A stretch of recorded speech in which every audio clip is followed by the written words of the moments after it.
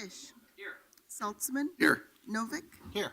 Hales. Here. Welcome, everyone. We have some citizens signed up for testimony this morning under our council communications. We'll get to that in a moment.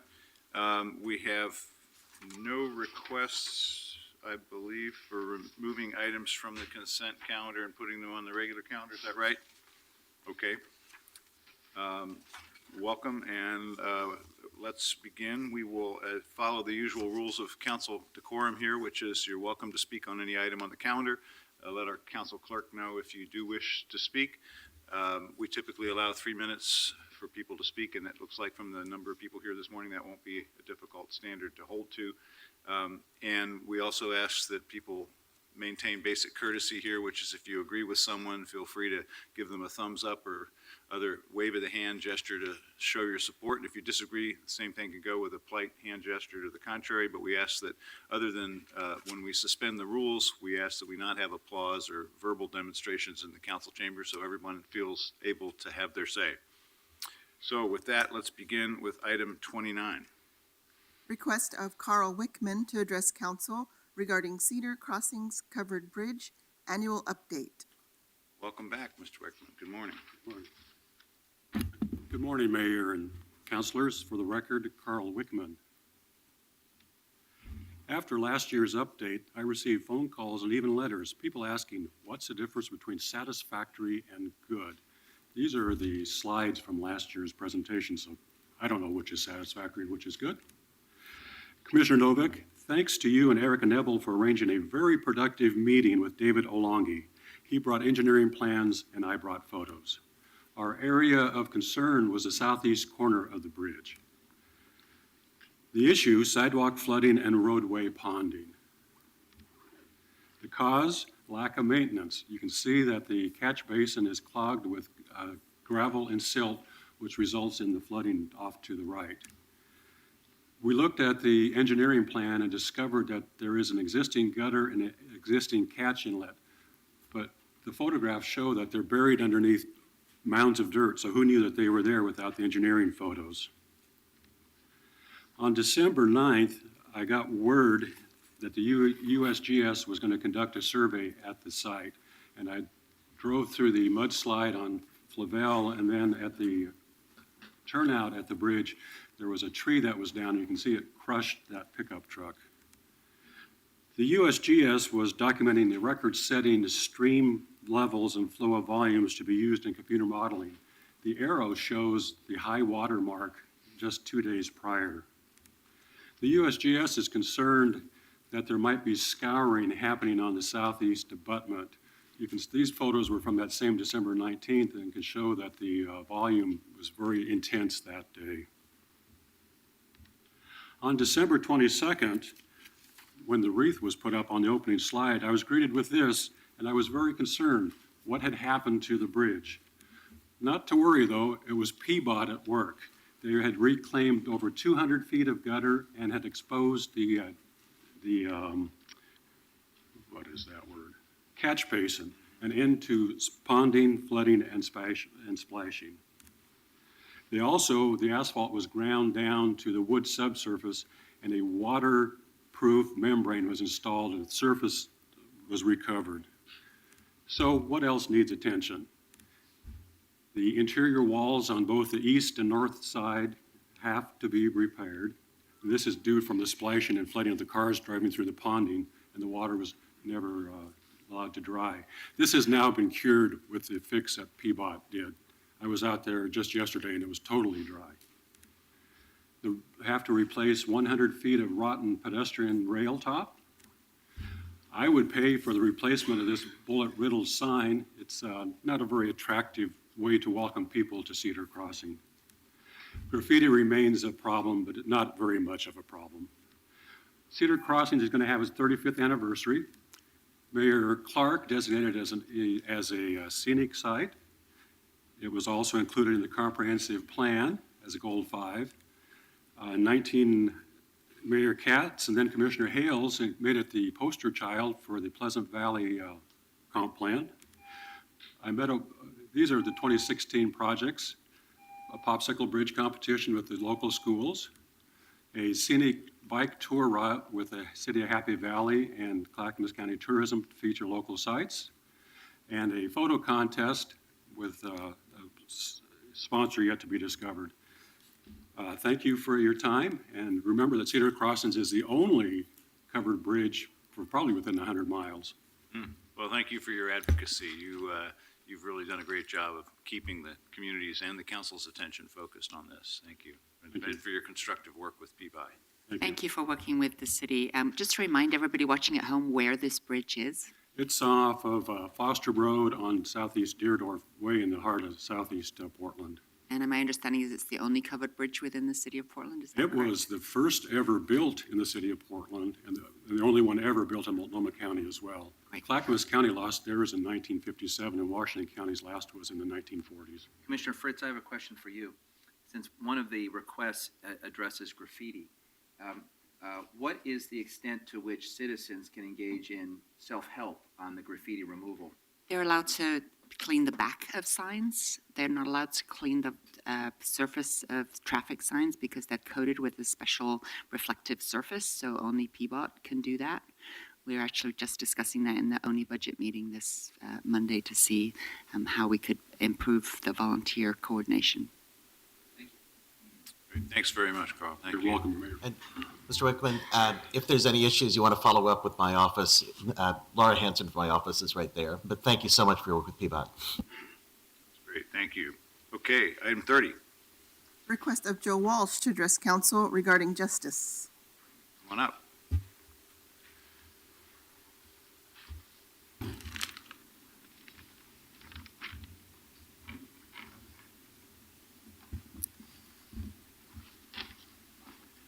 Good morning. For the record, my name is Joe Walsh, and I represent Individuals for Justice. To steal a line from Shakespeare's Julius Caesar's play, I come not to praise you. I come to tell you the truth. The sweeps have continued, so the mayor lied to us. Your police are giving out tickets to the most vulnerable among us. Your legacy, Mayor, is surely in danger. A few weeks ago, you had a man arrested here in the council as he screamed for medical assistance. You had him arrested along with a citizen who was videotaping the incident, and then you barred the videotape guy permanently from your hearings.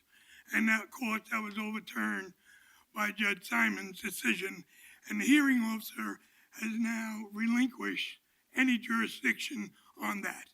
So the permanent injunctions that you think you have, you don't.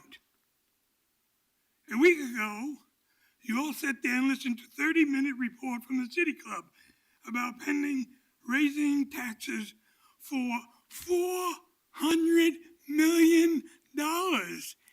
One bureau.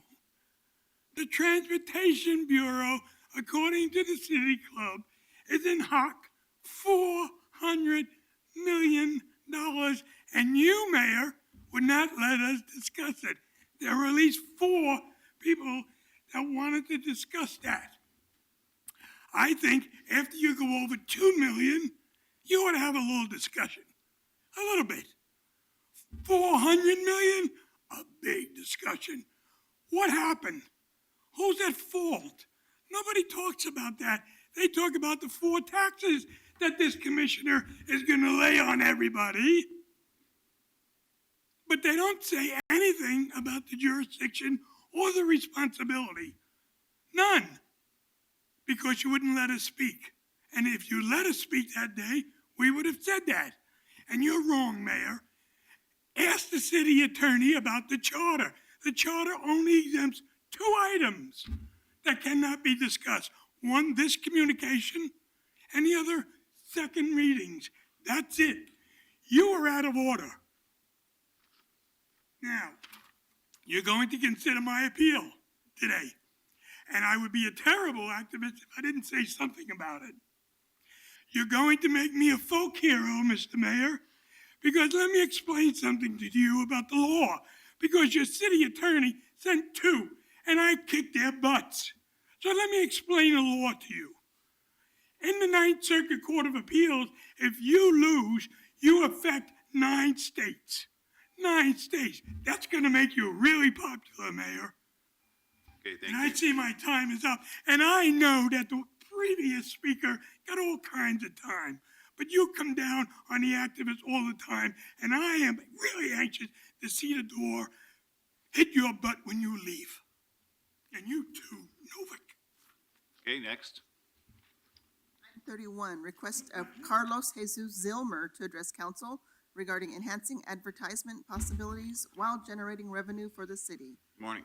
Nice to meet you. I'm a poor college student, so who listens to me? But we're kind of going through this boom as a human race of material sciences. We're seeing all kinds of different materials being available at an industrial level, and one of them goes by the name of Kevlar. I have this idea of developing these Kevlar domes for local businesses that have signs on street corners all around downtown. This idea kind of generated from developing iPads to be put onto these displays so that we can begin to, local businesses can program them to have like daily specials or reruns of SpongeBob, really whatever the fuck they want to like program an iPad to do. And also, while we do this, we can also program advertisements to be put on a scheduled basis. And with the revenue generated from these advertisements, from local businesses paying, say, rent for these domes, we can take that money and utilize that in order to, say, fix bridges that are a historical landmark to our city, or whatever other concerns or small reasons we can see using that money for, since we're obviously using a lot more money for transportation purposes than we probably should be. I've looked into it, and for a single dome, the cost of the materials would be about $200. I estimated around $500 to $1,000 for the general construction of a single corner for one of these domes. And if we were to industrialize these and make this at a larger scale, obviously the cost of the materials would go down because there would be an assembly line for these to be done. And so, as I was saying, I'm just a college student who's struggling to eat and survive every day, trying to be a nuclear engineer. So I can't really get this off the ground, and that's why I'm here discussing this in front of you, Mayor. And I just hope that you guys took the time to listen and maybe took this into consideration. Thank you. Oh, thank you. Thanks very much. Good luck to you. Thank you. Okay, item 32. Request of Lightning Watchdog PDX to address council regarding Centennial Mills Legacy Project.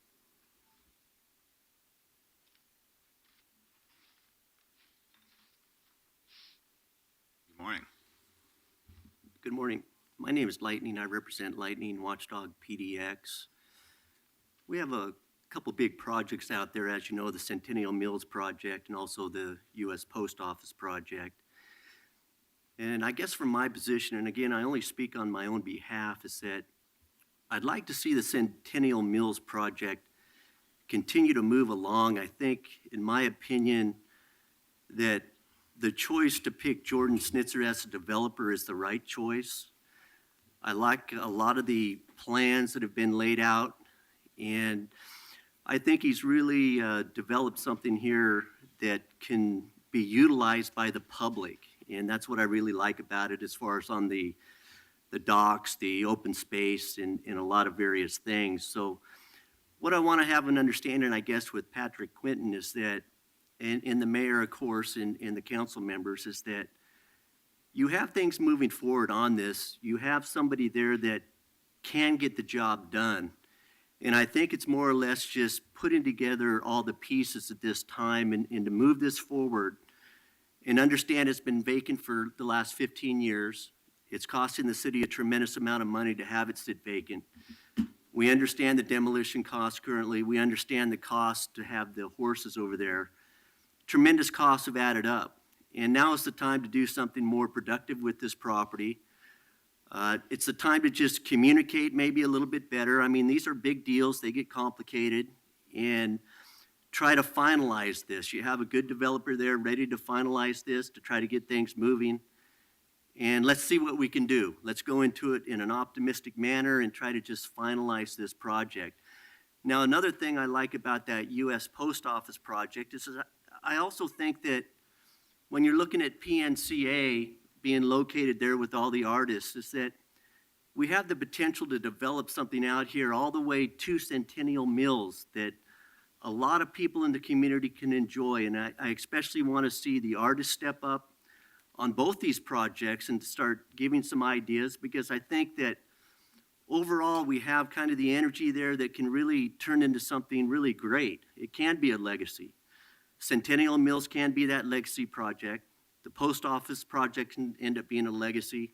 And also, Mayor, I believe that you are in a position right now to finalize this, especially on Centennial Mills. And I hope that we can come up with that extra money that might possibly be needed and finalize this. I think there's a few hangups here, but I don't think we're that far off from finalizing Centennial Mills and really getting that moving forward.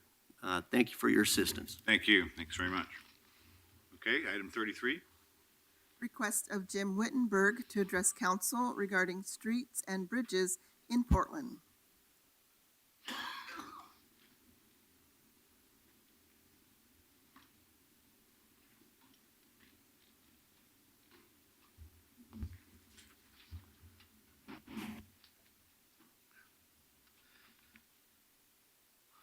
Good morning.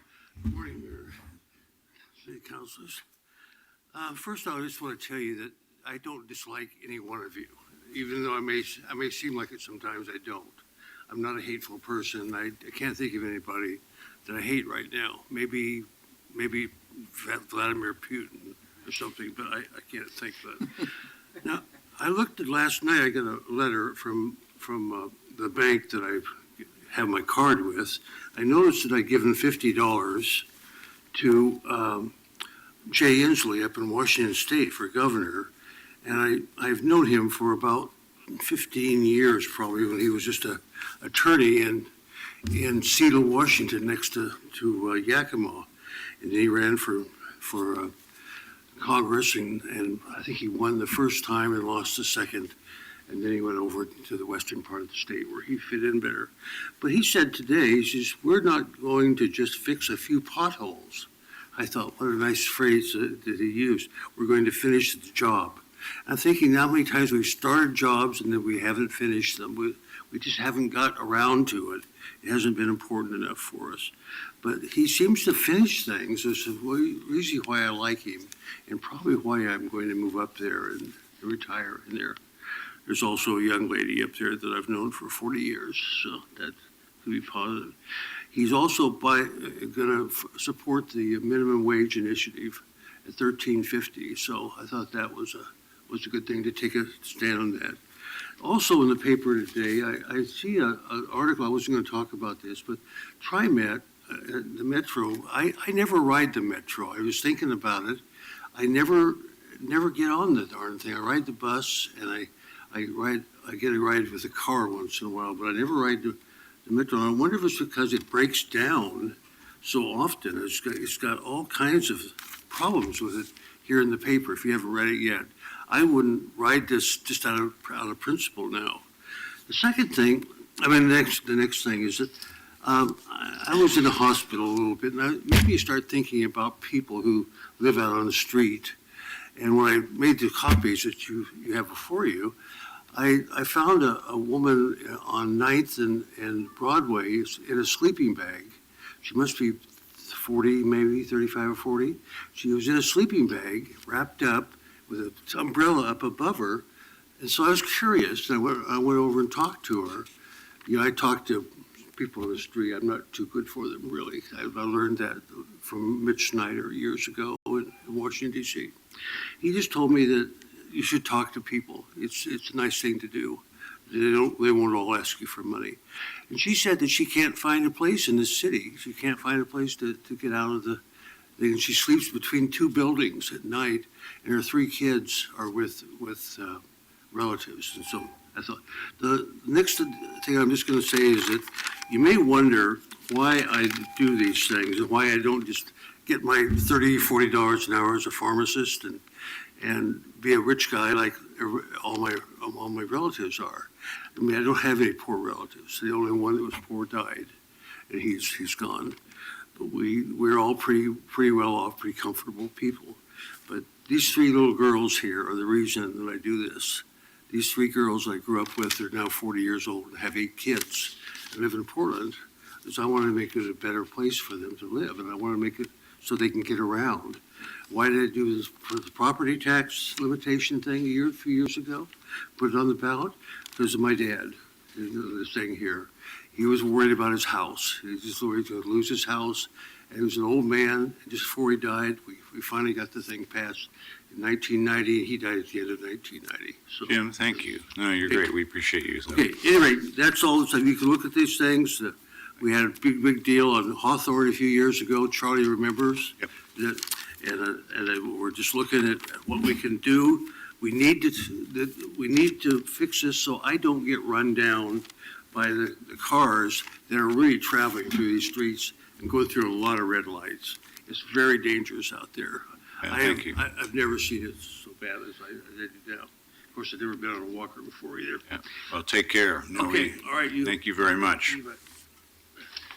Okay, let's move to consent calendar. We have nothing to withdraw from it, so we'll take action on the consent calendar as printed. Please, roll call. Fritz. Aye. Fish. Saltzman. Aye. Novick. Aye. Hales. Aye. And then let's move on. We have some time certains later. Let's take up item 34, because that's going to be rescheduled. And 34, accept report from Portland Community College on the current work of Future Connect. And that's to be rescheduled to February 24th at 9:45. And let's go to the regular calendar, please. Sorry. Item 42. Mr. Davis, could you sit down?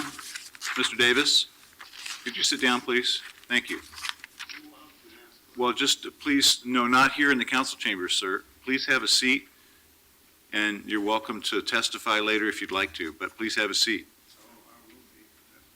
Good, Item thank you. 43, authorize an intergovernmental agreement with law enforcement agencies for the sale of the Police Bureau Training Complex. Any further questions or concerns about this? Second reading, roll call. Fritz. I appreciate the discussion last time and your commitment, Mayor, as the Commissioner in charge of the Bureau of Police, to look into whether some of the fees to be charged could include a portion of cost recovery for the dedication of Portland taxpayers of $18 million to build this facility, so that we do more than cover the cost of opening it and keeping the lights on, but in fact, especially for premium services like the Scenario Village, that we make sure that we recapture some of the expenditure. Aye. Fish. Saltzman. Aye. Novick. Aye. Hales. Aye, thank you very much. Okay, item 44. Establish a tax on the demolition of certain residential structures in the city of Portland. If there's no objection, I'm going to return this to my office, and we're going to come back with revised regulations through the residential infill project. 45. Authorize a participation agreement with U.S. Bank National Association for fleet credit card services for fuel for a not-to-exceed amount of $4,250,000 for 5 years. Good morning, Christine and John. Good morning. Good morning, Mayor, Council. Christine Moody with Procurement Services. Today you have before you the Chief Procurement Officer's report recommending a contract award to U.S. National Bank for fleet credit card services for the Bureau of Internal Business Services City Fleet Division. The contract cost is based on the purchase of approximately 250,000 gallons of motor fuel for City of Portland vehicles for a not to exceed $850,000 per year, or $4.25 million for the 5-year agreement. In accordance with city code, the city is able to participate in cooperative procurements without needing further competition for establishing price agreements for the purchase of goods or services. The Western States Contracting Alliance competitively solicited, and the state of Oregon issued a corresponding participating agreement to allow Oregon municipalities to utilize this agreement. The city publicly noticed its intent to utilize this agreement on November 24th, 2015, and no protests were received. John Hunt is here from City Fleet to answer any technical questions, or I will turn this back over to council. Okay, I think there were some questions about this. I had some questions last time, and I very much appreciate all of your and your staff's responses. It turns out that the majority of the expenditure is from the Fire Bureau, and I have gotten a copy of where the fueling stations are. Commissioner Saltzman, it looks like there's some opportunities for significant savings if we could figure out how to refuel the fire trucks at city facilities compared with using this contract. And I know, with your fiscal responsibility, that you can look into that. I'm also very troubled that there is no requirement, that it's bureau by bureau as to what the rules are. Certainly something I'm going to do in Parks, which is the third largest user, is to require that every time a driver fills up at a non-city site, they fill out a report saying why they needed to do that, and we'll have some accountability on that. So I would encourage both, the second highest user is police.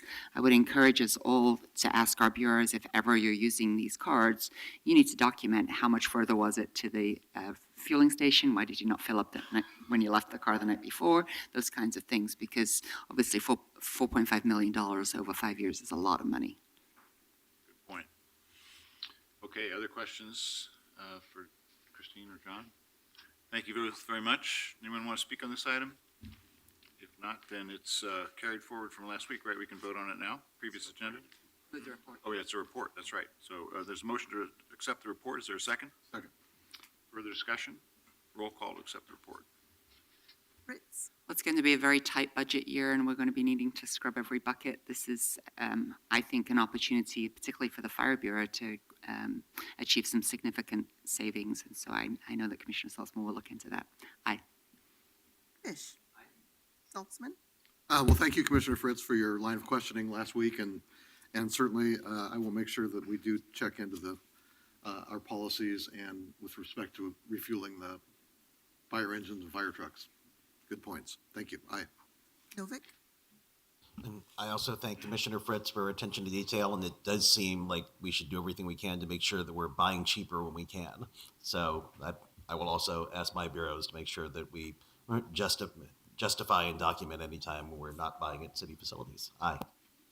Hales, It was Senator Proxmire who said it first, right? $1 million here and $1 million there, and eventually you've got real money. Thank you. Aye.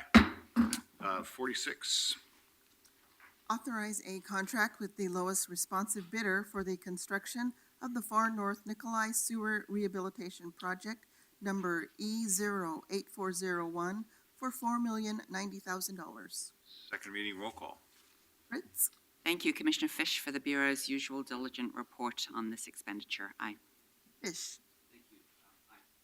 Saltzman, Aye. Novick, Aye. Hales. Appreciate the way that you, Commissioner Fish, and the Bureau figured out how to do this project with less disruption to the industrial district that it serves and it runs through. So I thought that was creative project management on the Bureau's part, so thank you. Thank you, Mayor. Although Yeah. we are copied to the fact that given it's a failed intersection now, given its location, it will have negative impacts on that neighborhood. We'll try to mitigate. Appreciate that. Aye. Okay, item 47, and let's also do 51A. So we could read 51A first, please, and then 47, and we'll have the city attorney staff present on both. 51A, authorize the city attorney to institute proceedings challenging the district attorney's order in the petition of Mark Bartlett. 47, authorize the city attorney to appeal the declaratory judgment and permanent injunction in Joseph Walsh v. Bryant Enga et al. Good morning. Good morning, Mayor Hales, members of the council. I'm Harry Auerbach from the city attorney's office. With me is Dan Simon, who was one of the lawyers who litigated the Joe Walsh matter. I'll start by speaking to the Bartlett appeal. Mr. Bartlett requested certain city attorney opinions through a public records request. We denied the request on the basis of attorney-client privilege, and he appealed to the district attorney. The district attorney issued an order ordering us to disclose the records on the basis of a ORS 192.495, which provides that notwithstanding any of the exemptions in the act, all public records are disclosable if they're 25 years, after 25 years. We believe that this is contrary to our obligations under the statute that maintains attorney-client privilege. We think it will make it more difficult for us to provide you with sensitive legal advice and to get sensitive information candid and sensitive information from you and the folks who work for you in order for us to provide you with the legal advice and representation that is our obligation to provide. So we are asking for authorization to seek review of this through filing an action in the circuit court. Harry, you want to take questions on each separately? Yes, whatever pleases the council. So let me thank you for your presentation. Let me pose a concern. I'd like to get your reaction. Given the current timeline on Superfund, it is entirely likely that the Superfund process, which is the federally mandated process for addressing the cleanup of the river, will not be concluded within a 25-year timeframe. That's entirely plausible. In fact, given that we're now, 11, 12, 13, 14 years of drift and great uncertainty about what's going to happen going forward, so it's possible that Superfund and some of the most important decisions in Superfund will not be resolved within a 25-year period. In Superfund, the city is a PRP, meaning a potentially responsible party. And there's a doctrine in the law that applies to Superfund, which is called joint and several liability. And it essentially says whoever's standing at the end has to pick up the tab for people that can't pay, which for a public entity puts taxpayers at particular peril. Under the ruling of the district attorney, if we're still in the midst of determining the city's share of responsibility for Superfund and determining how to allocate that share, could we be required to turn over confidential attorney-client privilege documents in which we've received legal advice from the city attorney's office about our potential liability and how we should address those issues? Yes. The current opinion doesn't address live controversies that have gone on for 25 years, but unless we were able to convince the district attorney to change his mind, that would be true. So I offer that as a cautionary tale because Superfund is not the only example of a federal regulatory action which goes on forever. The federal rules about reservoirs have gone on for a long time, and the city's response to them. There are other sensitive areas where, under the theory that you've presented to us, we could still be in a complex, contested proceeding where someone could successfully appeal to the district attorney to have attorney-client privilege documents turned over, even though the matter has not been resolved. So that's a concern that I have. And it does strike me that without clarification of the contours of the statute, we could be in a situation where we're forced to turn over documents that are greatly disadvantage the council, the city, and the taxpayers. That would be true.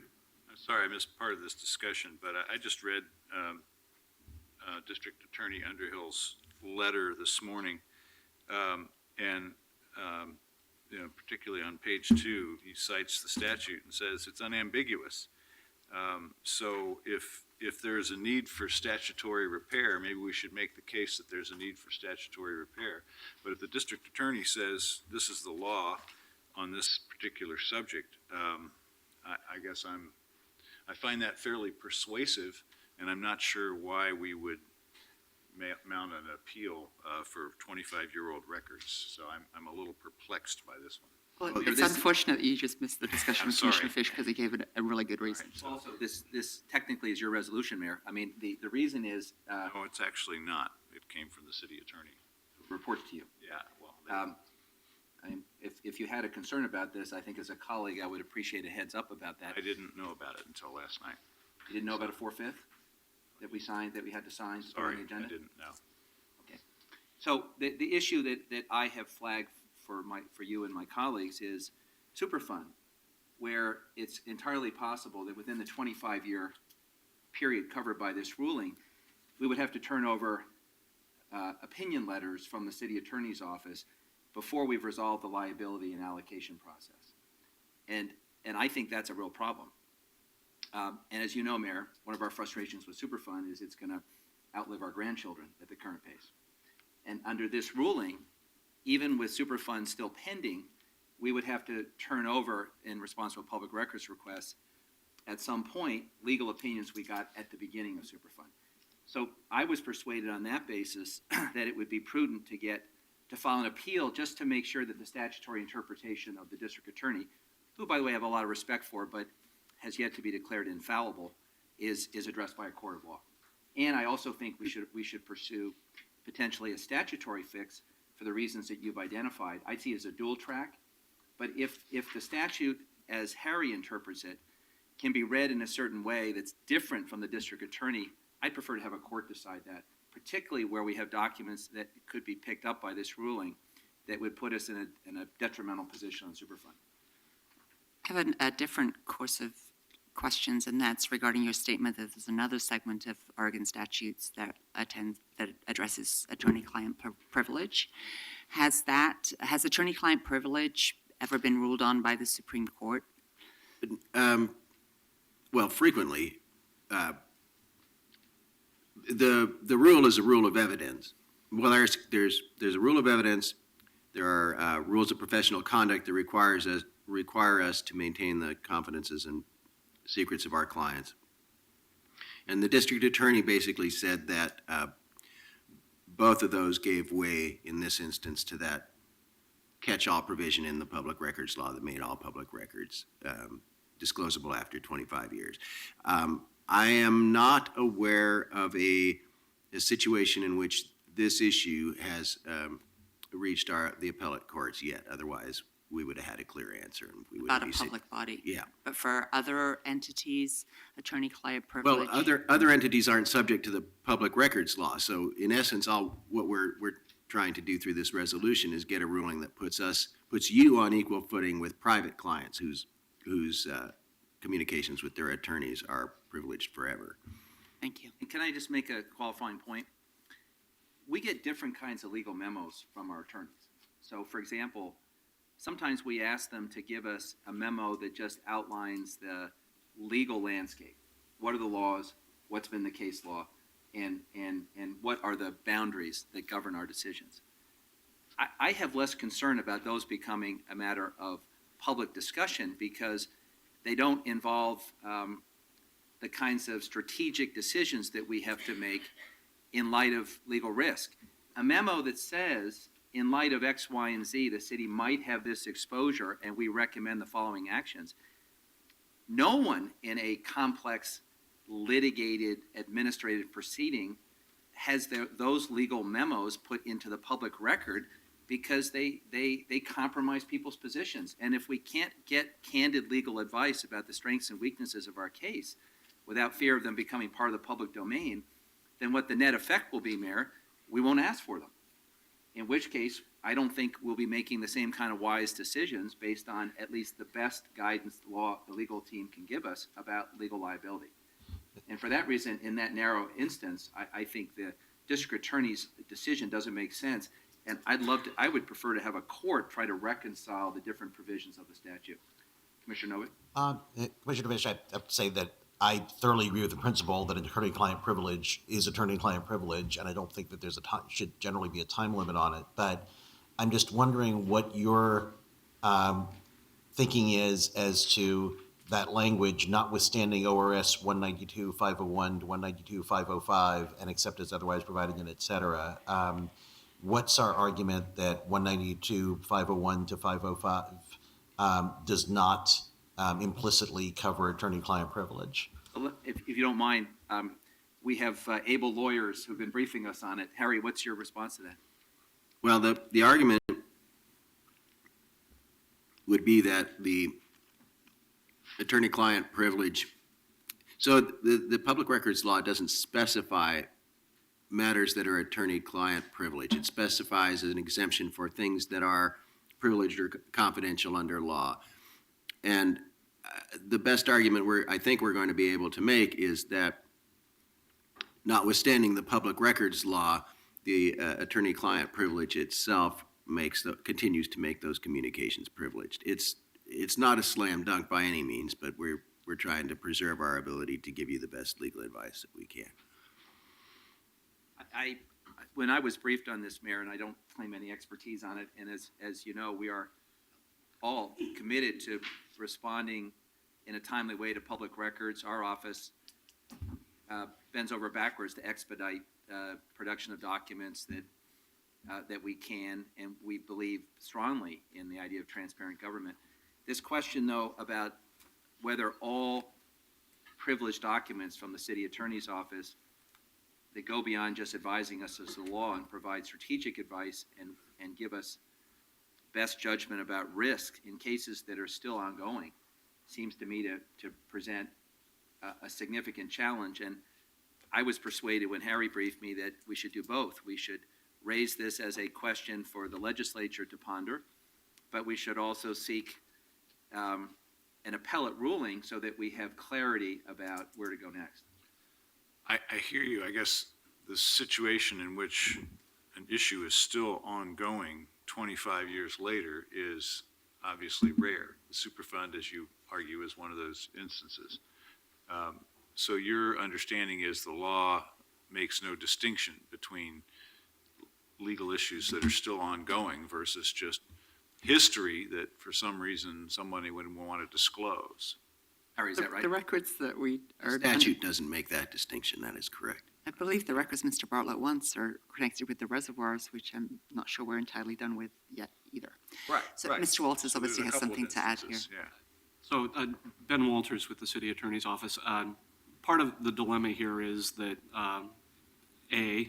Jennifer Johnston, who worked on the public records request response, is not in the office today. And so Harry came in to help with this matter. But I know a little bit more about it, having conferred with Jennifer. The dilemma that we face is that there is a very quick turnaround time for filing an appeal. We have to give notice to the requesting party and the district attorney of our intent to file an appeal within 7 days of the order being issued. And so we had to bring this before you on an expedited basis. There was a question about, is there any interpretation out there that exists for a different outcome? And I would just note that Jennifer pointed out to me that the State Attorney General's office is actually not of one mind on how this provision, the waiver provision, should be interpreted. They've issued conflicting opinions, arriving at one conclusion many years ago that determined that the exemption, the waiver exemption applied across the board, and then subsequently, more recently, within I think the last decade, issued an opinion in which they concluded the opposite, that the waiver provision was a general provision and did not control in specific circumstances, which is a different canon of statutory construction. So there is some disagreement out there among the folks who've been asked to interpret this. So there is an opening there for our office to seek some clarification from the judiciary and get a determination as to which one of these analyses would control. Mayor, I have a suggestion, because Okay. this is a obviously complicated area. If we don't provide notice of intent to appeal, we can't appeal, so the doors are closed. All right, I understand. And we have, from time to time, protected our right to appeal issues so that we can later decide not to, or to proceed, or on what basis. So that's the first question, and that seems to be time sensitive. The second has to do with the scope of Mr. Bartlett's document request. I think it'd be entirely appropriate for us to ask Jennifer Johnson to brief a council member about the scope of that request and to see whether any of those things can be resolved informally, because we would all prefer to have non-privileged, non-sensitive documents produced for obvious reasons. And the third is that we could say that before, since notice of appeal is different from appealing, we could say that before City Attorney files any appeal, we have a follow-up discussion about the utility of that versus legislative relief. So that today, we're just limited to getting approval to put a marker down for a notice of appeal, which we would otherwise lose. And then when Jennifer is back in the saddle, we can talk about a range of options, including potentially not appealing. Let me just clarify, excuse me, I'm a little under the weather, so I'm sucking on a lozenge here, I apologize. The statute requires that we give notice of our intent within 7 days of the district attorney's decision, and that we file the action within 7 days after that, or else we're required to pay the requester's attorney's fees whether we win or lose. So you're basically, what we're trying to do is save you the expense of having to pay Mr. Bartlett if he hires an attorney if we win the case. So I just want to be clear on what's at stake with the 7 and 7. Again, I propose a dual track where we make every effort to produce all the documents that don't fall within any concern we have, and we get a clarifying ruling about when does the public records law trump in any way attorney-client privileges in ongoing cases where frankly producing those documents puts us at a disadvantage with other parties that would like nothing more than to know our legal strategy and use it against us. Yeah, those distinctions do make a difference for me. I find that more credible than my first view of this. So that's helpful. Thank you. Further questions for staff? Thank you So both. we're approving the notice of intent to appeal, but we're also basically, You're authorizing Going us to to go filing the forward. appeal. That's correct. You're authorizing us to go forward. right, okay. All right, let's see if there's testimony on this item, and then we'll take action.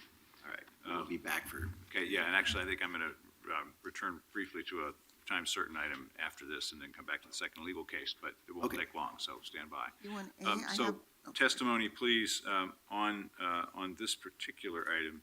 51A, I have Joe Walsh, Nancy Newell, and Charles Johnson. This is only on this case, please.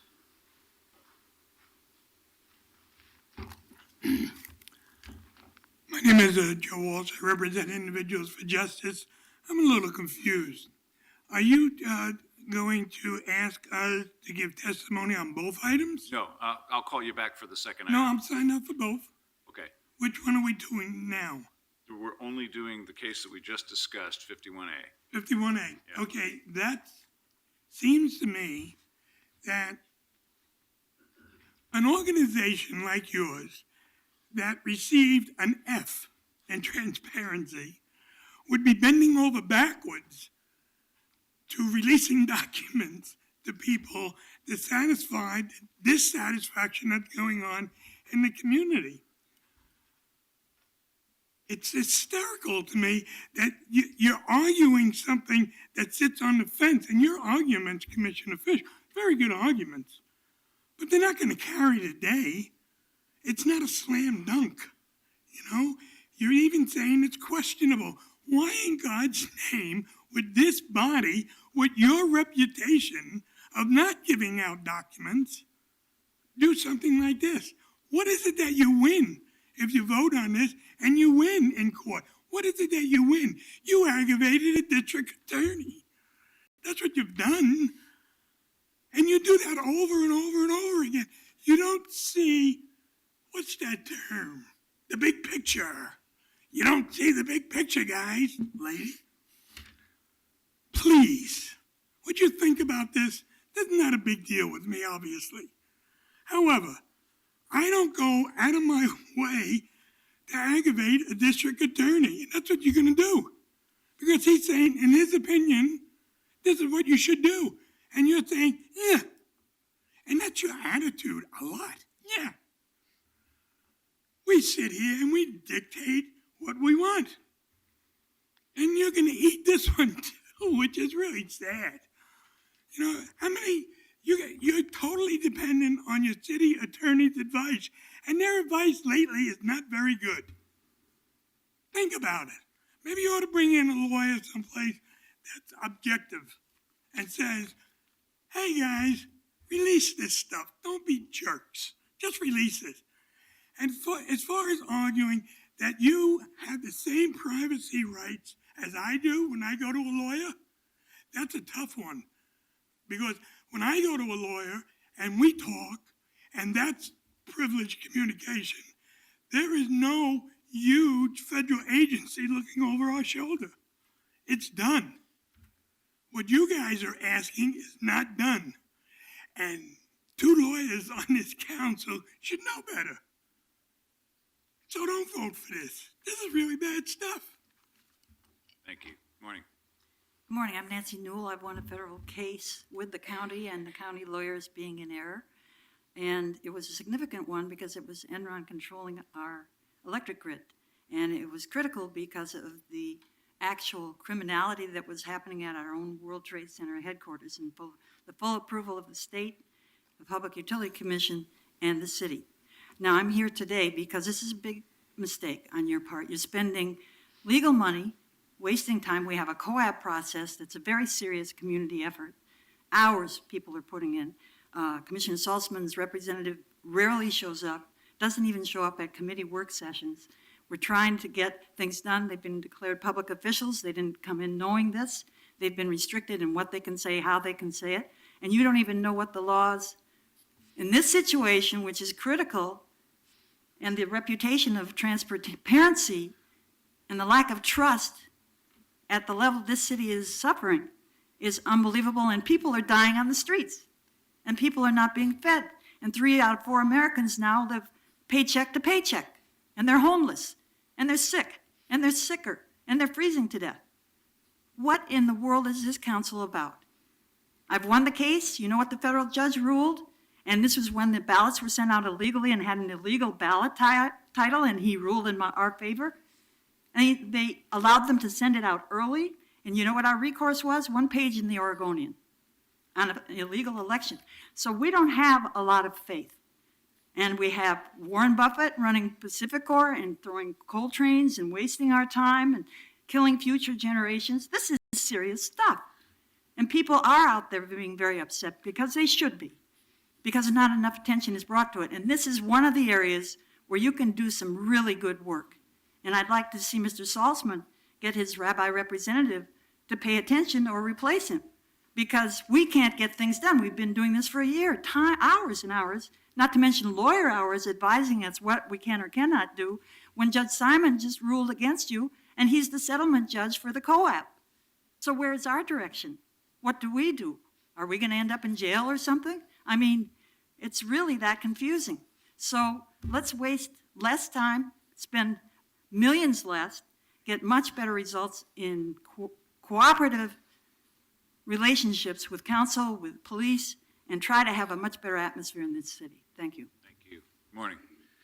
Good morning, Commissioners, council members. My name is Charles Johnson, and it's tragic that you're being grossly secretive. You're clearly demonstrating why, regardless of whether it's Fred Stewart or Chloe Eudaly, Steve Novick needs to be replaced, and why no matter whether it's Ted Wheeler or Jules Bailey who wins, we'll be better off than we are with Charlie Hales and this gross secrecy.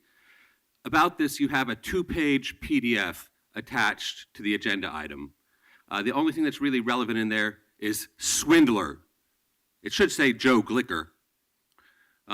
There's nothing in this to let the people know that this is relative to I know you're taking the high road and saying, just like when you did your idiotic, stupid appeal of Judge Simon's ruling, which you lost.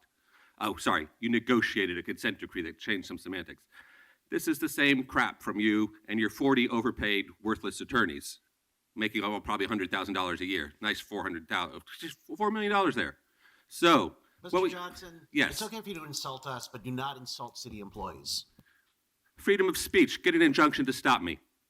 So, what we have is a situation where you're not telling the people what's really going on. You're saying, oh, we're protecting attorney-client privilege. We're Noble High Road. You're trying to hide facts about public actions regarding the reservoirs, which you're using as a tool to pump money through contractors so that you can adhere to some ridiculous, unenforceable LT2 crap about the reservoirs.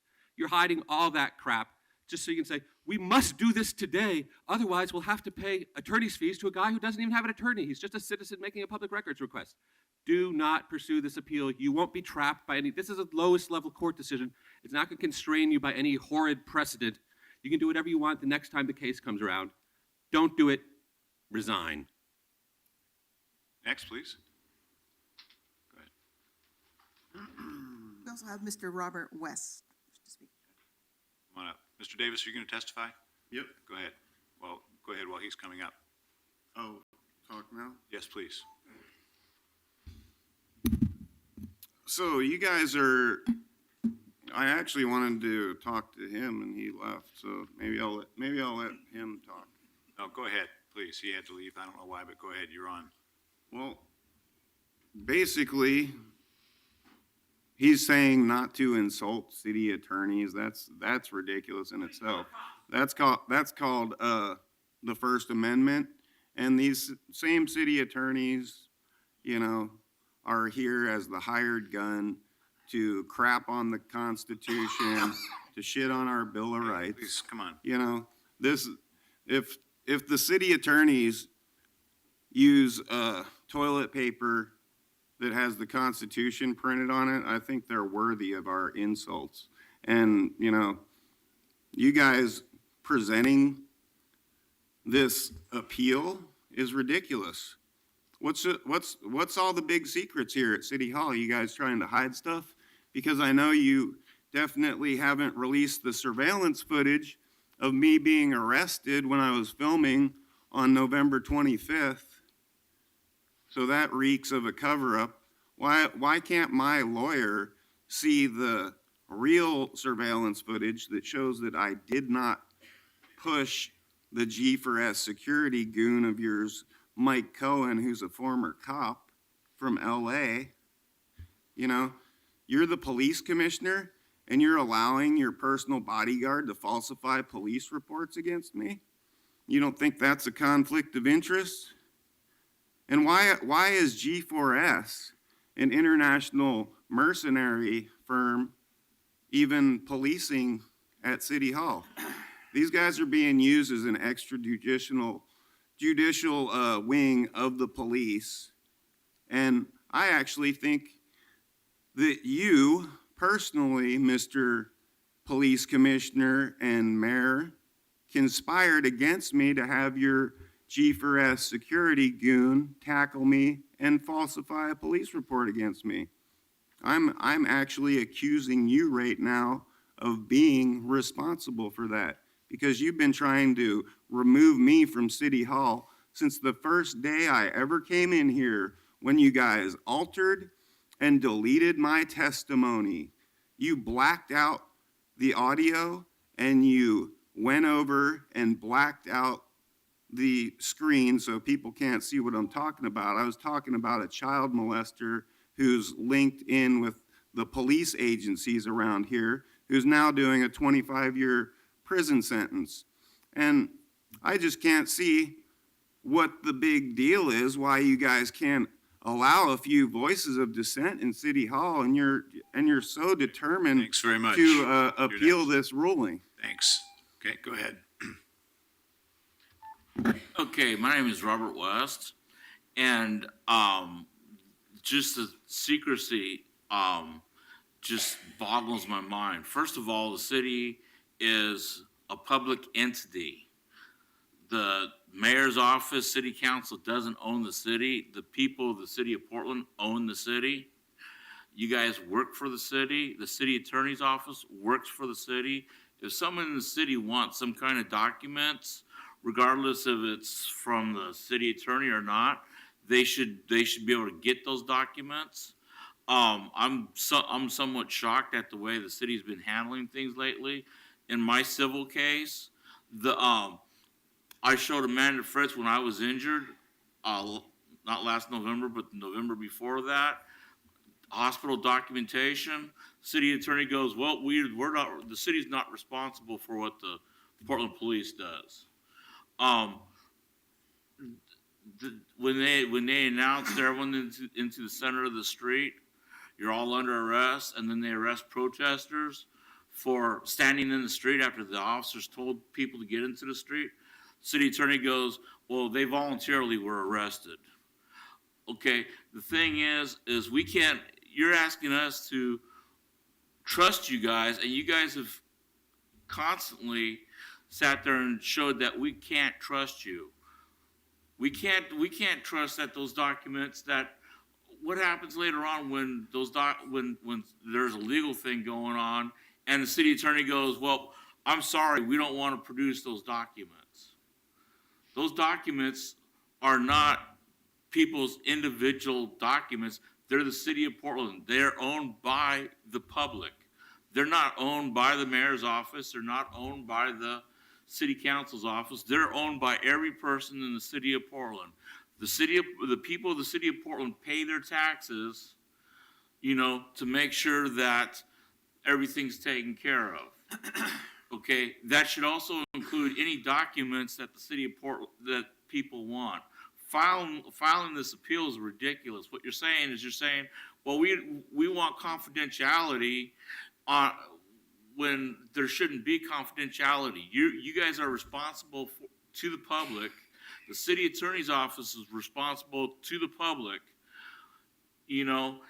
Well, how can you be responsible to the public if the public can't see what you're doing?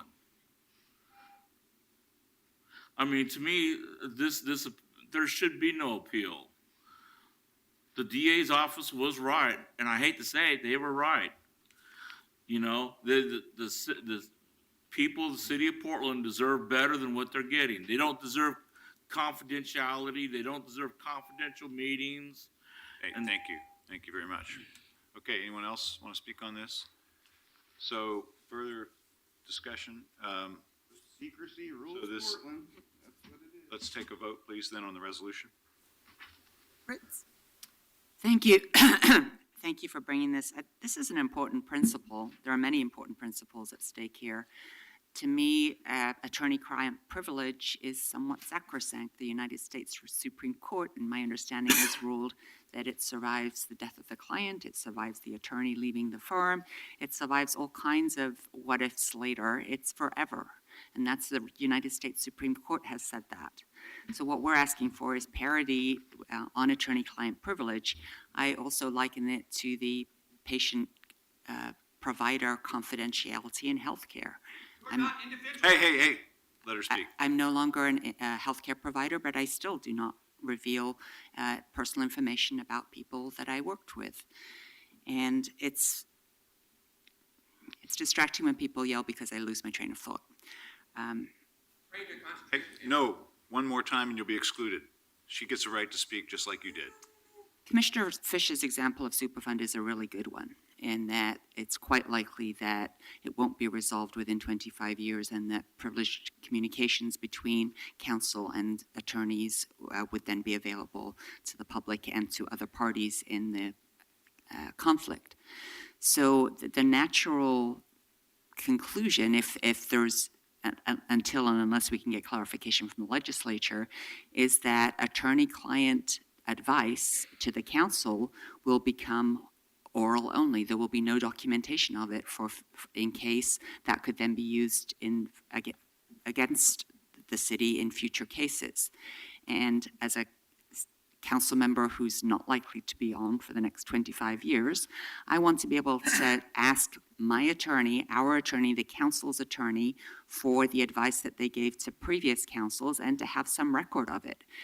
It's going to be really difficult for future councils if there's no record, because that advice might have been so sensitive that it wasn't written down. So I think it's an important clarification that needs to be asked. I believe there is a conflict between the different state statutes, and it's reasonable for us to ask for that clarification. Aye. Fish? Commissioner Fritz, that was such a succinct and thoughtful statement. I'm loath to add to it, but I would just add one point. Someone who testified admonished us not to dictate somehow the outcome of this. Let's be clear. The procedure has been established by the legislature, and this is how it works. If there's a disagreement about a public record, it goes to the district attorney, who, based on limited submissions from the party, makes his or her best ruling. The law says that if either party, the citizen or the government, think the district attorney, who, last I checked, doesn't fall within the zone of infallible, got it wrong, either party has the right to go to an impartial judge. Mr. Walsh, you of all people, it seems to me, would be celebrating the fact that impartial judges decide these questions. Use my name unless No, you're hey, going he to gets to allow- use, he gets to say whatever he Let me wants. go. Mr. Let me Walsh, go. he's speaking, you're not. Don't use my name. We should celebrate having independent judges decide these questions, because that's the very issue we're going to take up later today about a judge's ruling.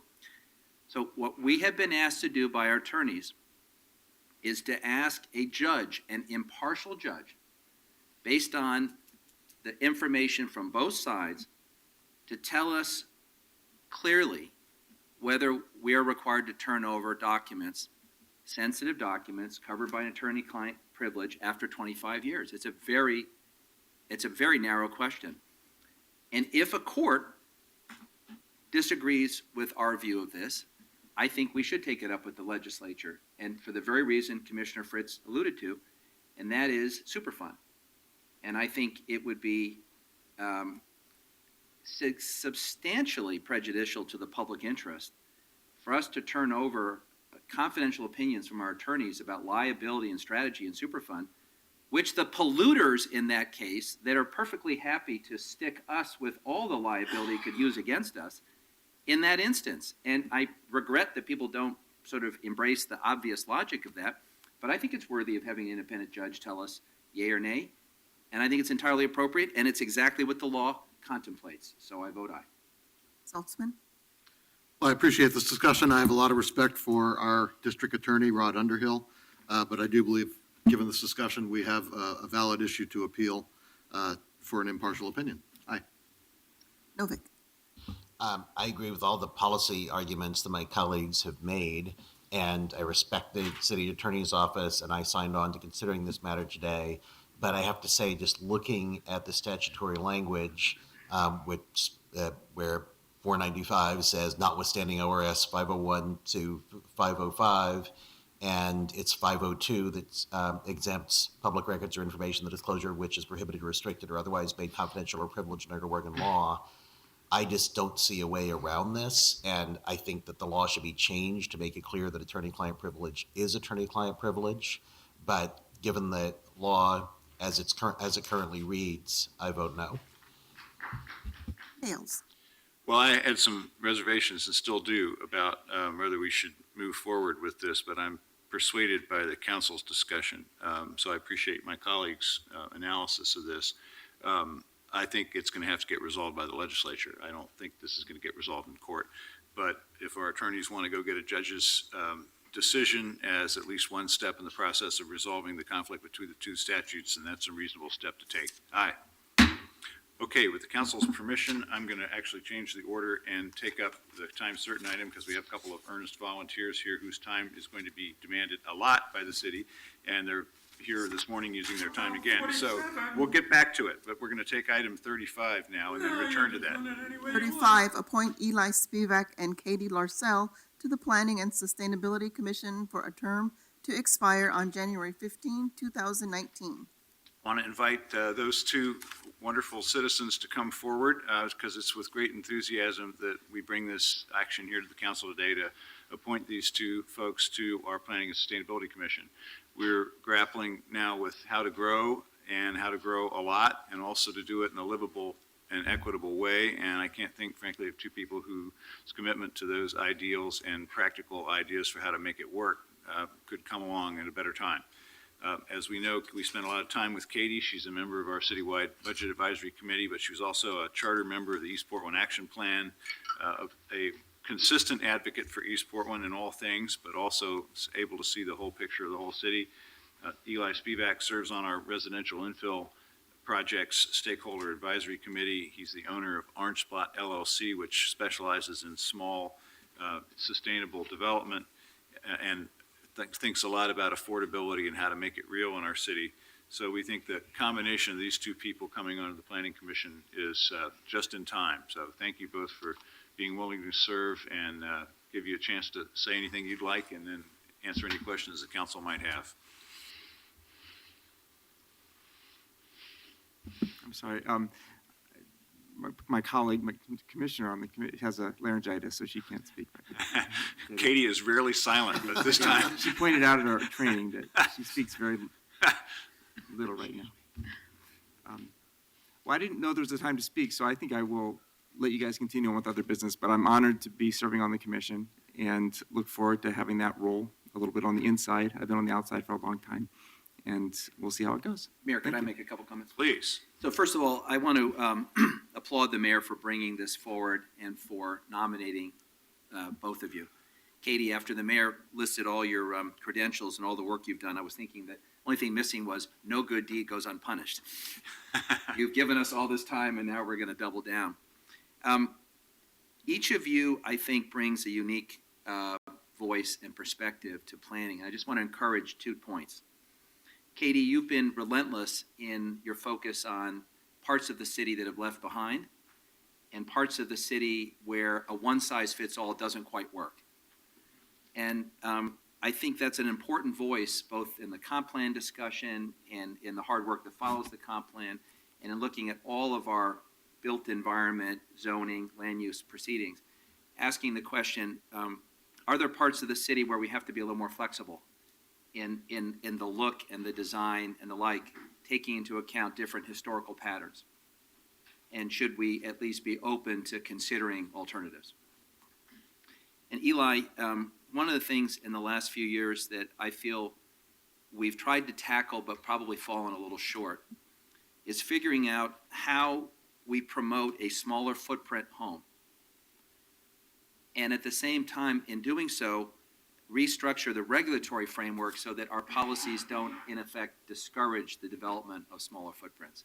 So, for example, I was heartened that Commissioner Fritz, when she brought forth her proposal for Parks SDCs, she tailored them in such a way that if you had a footprint below 700 square feet, there was an affirmative kind of incentive around that footprint. And in the past, we've been encouraged to encourage smaller footprint, less expensive, more sustainable kinds of housing, more flexible housing arrangements, but our code often worked at cross purposes. I think you're uniquely positioned to help us look at things like SDCs and regulations and other things so that we're not working like this at cross purposes, but if we really want to have smaller footprint, more environmentally friendly, green, sustainable housing, and co-housing and some of the things that you've pioneered, how do we make sure our code supports it and doesn't work in cross purposes? So I'm excited about both of your nominations, but I think each of you brings a unique perspective that will be very helpful on that commission. Great, thank you. Other comments or questions for our 2 nominees? We'll have to get Katie to write down her responses under the circumstances. I think there's a lot that the planning department can do to help affordable housing, more than's happened so far. So I hope that there's a role for the commission on that. And also a thank you to our partners who are with us here, because this is a lot of time commitment. So it takes other people handling other things in our lives to serve on it. Yes, it does. Thank you. Other questions? Thank you both very much for being here today. We'll see if anyone wants to speak on this report before we take action on it. So thank you both. Thanks for coming. Yes, come on up.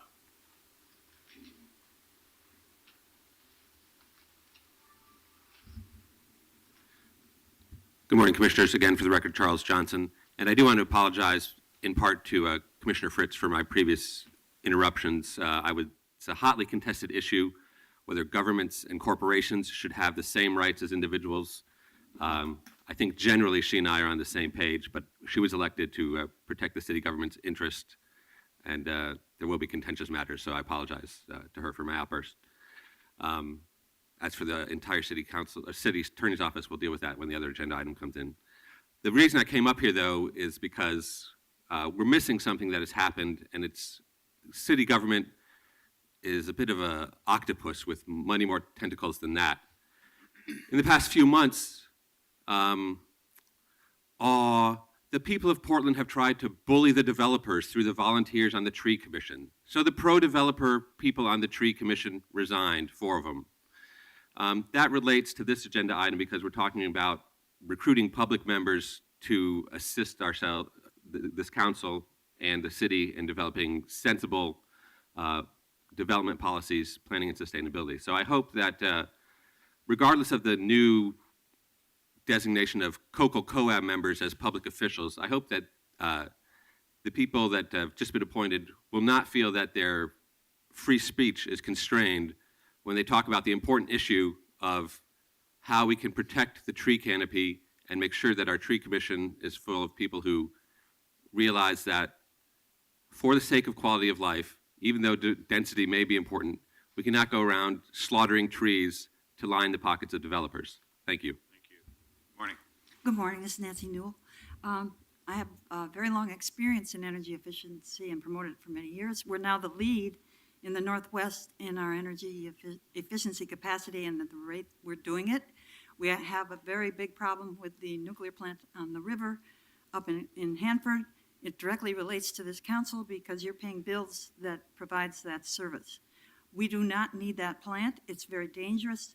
The risk now, because the grid has been compromised throughout the United States, and we need to get to further energy efficiencies as fast as we can. And if we close that plant, we capture 1,200 megawatts.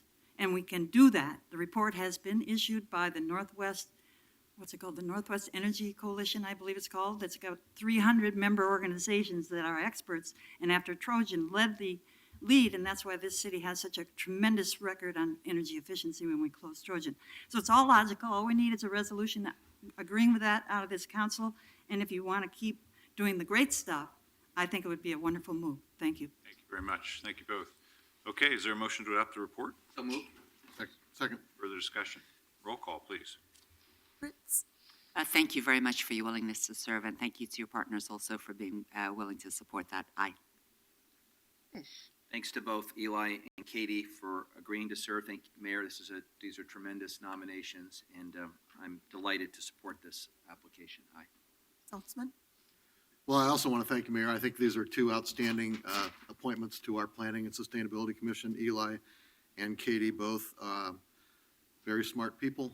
I think Eli has provided me with lots of insights on how our comp plan can support affordable housing, and I hope we will address some of those issues when we adopt the comp plan. But I do think that, Katie, with her longstanding roots in East Portland, and Eli, just his knowing both the development side of the world and as well as land use and socially responsible, are just two outstanding appointments. And my respect and esteem for the Planning and Sustainability Commission has only grown as we labor through comp plan hearings on micro issues that are very hard, I think, for us to track. And I know that they tracked and dealt with all of these issues. And I really respect the amount of time they devote. And I'm glad that they both brought their partners here today because it is a very demanding time experience. But we appreciate it. Aye. Novick? It's an honor to live in a city where people like Eli and Katie are willing to serve the public for free time and time again. I think I first talked to Katie about 10 years ago when she was one of the first school board members I called to get help in opposing a right-wing ballot measure in 2006. And I've had the pleasure of working with her numerous times since then. Eli Spivak presented perhaps the most fascinating chart I've seen in 3 years at our comp plan hearing a couple of weeks ago. I really look forward to having them in the commission. Aye. Hales? Well, this is the biggest volunteer job in the city at the most important time in our history, or at least one of those most important times, because we're going to grow by 200,000 people, we're told, over the next 20 years, add 140,000 jobs, and not physically change the size of the city in order to accomplish all that. That's a big deal. And what you're willing to take on is really important work. So thank you. And again, to your partners, because there are a lot of hours involved. A couple of admonitions that I always try to deliver to the Planning and Sustainability Commission about how this work goes. One, I think it's important to remember that every plan is a plan for things to stay the same and a plan for things to change. And we have to sort out which are which and how we get the result we want in each case. There's some things about Portland that we love, that we want to keep, that we want to defend, that we want to preserve. How do we do that through planning and regulations? And then there's some things that we know we need to change in order to be the city that we want to be, and to be clear about that. Secondly, the other principle that I always try to articulate to the Planning Commission is that their job is to get the proposals they bring forward to somewhere around the 85th percentile. this is not a rubber stamp council that expects to just have all the work done by the planning commission and where we simply, go through an exercise of listening to people and then adopt your recommendations. We expect you to get something close to what we think is the ultimate document and then shape it further in public testimony. And it happens here all the time when people show up and are surprised that they can still make their case about their property, or about their neighborhood, or about the city in general, and have the council say, that person's right, we're going to make a change here. And that's good. That's not indicating bad work by the planning commission. It's indicating a healthy public process, and that's why we have 2 layers for the effort. And finally, the one most recent admonition I guess I would give to the planning commission is, as I've worked on the comp plan and as we've had hearings, I think it's an excellent piece of work. But I am looking in several places to make the document even bolder, because I think there are some cases where maybe not so much the commission, but the staff were trying to be cautious. And in some of the aspects of this plan, given the challenges that we're facing, we have to be pretty bold, because we won't get the future we want if we're not, under the pressures that we're facing. So I would also say, just don't hold back. Get us your best shot at what you think the future should be, and let us figure out the politics, rather than try to give us a place of safety. If we wanted safety, we wouldn't have volunteered for these jobs, just like you wouldn't have volunteered for that one. Thank you very much, and we're looking forward to your service. Aye. Okay. Let's now return, please, to item 47. I want to give Commissioner Saltzman a chance to make some opening comments. Thank you, Mayor. I wanted to speak about why I support bringing this resolution and why I'm urging my colleagues to pursue an appeal in Joseph Walsh v. Bryant Inge. First off, this is not directly about Mr. Walsh. And let me be clear, while we may disagree on much of the business that we conduct here, I absolutely support his and other citizens' rights to testify and express disagreement in these chambers. Secondly, this is not about decorum or hurt feelings. We all know democracy is messy. My staff take in hateful speech of all stripes every week and have a thick skin. But they also have the right to come to work in an environment free of discrimination, harassment, or retaliation of any kind. This is about the precedent of this ruling severely limiting the council's ability to exclude persons for violent, threatening, or intimidating behavior. This ruling should be chilling to everyone, including Mr. Walsh, who should be able to come here and redress their government safely. This appeal is not about limiting free speech, it's about encouraging it. We've had many violent and disruptive things happen in this building and in these chambers. In recent months, an unknown man with a knife menaced city employees near the back steps of this building. There have been telephonic death threats to multiple offices in this building that have gone unprosecuted. I have other examples, but most distressing to me was what happened on November 25th, about 6 weeks ago, in these very chambers.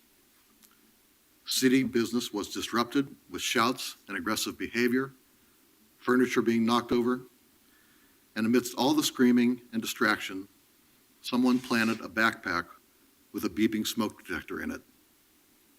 I don't know if this was a hoax, but I have no doubt the intention was to invoke fear. I support this resolution to square with the reality of our present-day environment. Here and across the country, in our own state, this very moment, dismay with government has reached new levels. And this is the environment that we live in, and while I signed up for it, the employees in the building did not, and neither did the public or members of the press that come here with a reasonable expectation of safety. Recently, a city employee in an email said, "It's very difficult for those of us who have open offices and open doors to feel secure in our building." For this reason, we must absolutely reserve the right to prospectively exclude people from city buildings for valid reasons. Now, I'm not a constitutional scholar, but I served many years with somebody who is. Commissioner Randy Leonard. He used to sit in the very seat that Commissioner Novick serves in now. And while Randy and I disagreed on a lot of issues, I certainly respect his knowledge of the Constitution and his history. And one thing I learned from him was Justice Oliver Wendell Holmes, in a ruling, said, "Free speech has limits. You don't have the right to cry fire in a theater." And I think that's true for us today as we consider this appeal. We must act to protect and have the ability to control violent, aggressive behavior directed towards us or people who work in this building or our public who comes to these meetings. So I thank you for your consideration. Harry Auerbach and Dan Simon are here, obviously, to provide any perspectives they wish, and I would urge approval. Thank you, Mayor. Please, Council. I don't think I can add much to what Commissioner Salzman said, so I'm happy to answer any questions you have. Is the ruling about city council meetings or about exclusions from city buildings? It's fairly broad, actually, and I'll let Dan speak about that a little. But basically, the ordinance you have, the city code provision authorizes the mayor or his designee to exclude person from city property, and that ordinance has been enjoined in its entirety to prohibit prospective exclusions. That's correct, Commissioner Fritz, members of the council. What the decision of the judge in that case was that the code provision as written is unenforceable. So at this point, there is an injunction granted against the entire enforcement of that provision. So it seems to me those are two different things, that people expressing their views however loudly and potentially obnoxiously in city council is different from threats of violence either in council chambers or in city offices. And I'm wondering if the appeal could be, either the appeal could be narrowed or could we quite quickly change city code to distinguish between those two things? Excuse me. Sort of, yeah. I think the answer to your question is yes, both parts. I think, first of all, I don't think anybody, certainly the judge didn't suggest that you can't exclude people from your meetings when they disrupt your meetings. The only issue is, if somebody disrupts your meeting today, do you have to let them come back and disrupt your next meeting before you exclude them again? That's not my question. My question is for somebody who threatens violence. And we will certainly make that argument. We will make that argument. Does the ruling encompass both Yes, scenarios? the ruling simply prohibits you from enforcing that ordinance at all.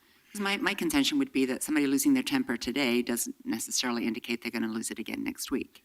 But whereas somebody who says, I'm going to kill you no matter how long it takes, should indeed have some time where they're not coming in on a daily basis to tell me that they're going to kill me. Right, and I understand that, and we will certainly make that argument. The thing I would say is that it is true that one person might simply have a bad day today, and if excluded on day one, may get the hint and conform his or her behavior the next time around. Some people, frankly, don't do that, and you wind up having to serially exclude people who come in and disrupt your proceedings frequently.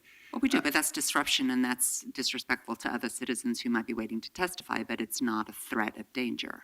So does our code currently allow us to exclude people prospectively who are dangerous? Yeah, it does, except it allows you to exclude people who violate the rules of conduct established for city buildings, and those include disruptive, threatening, violent behavior, among other things. Could the council establish a policy that we uphold free speech, and although we are concerned about disruption of council meetings because of that impacts on other citizens, that that will be subject to exclusion for the day, whereas for people who have threatened bodily harm to us or city employees, we may continue to exclude for certain periods of time?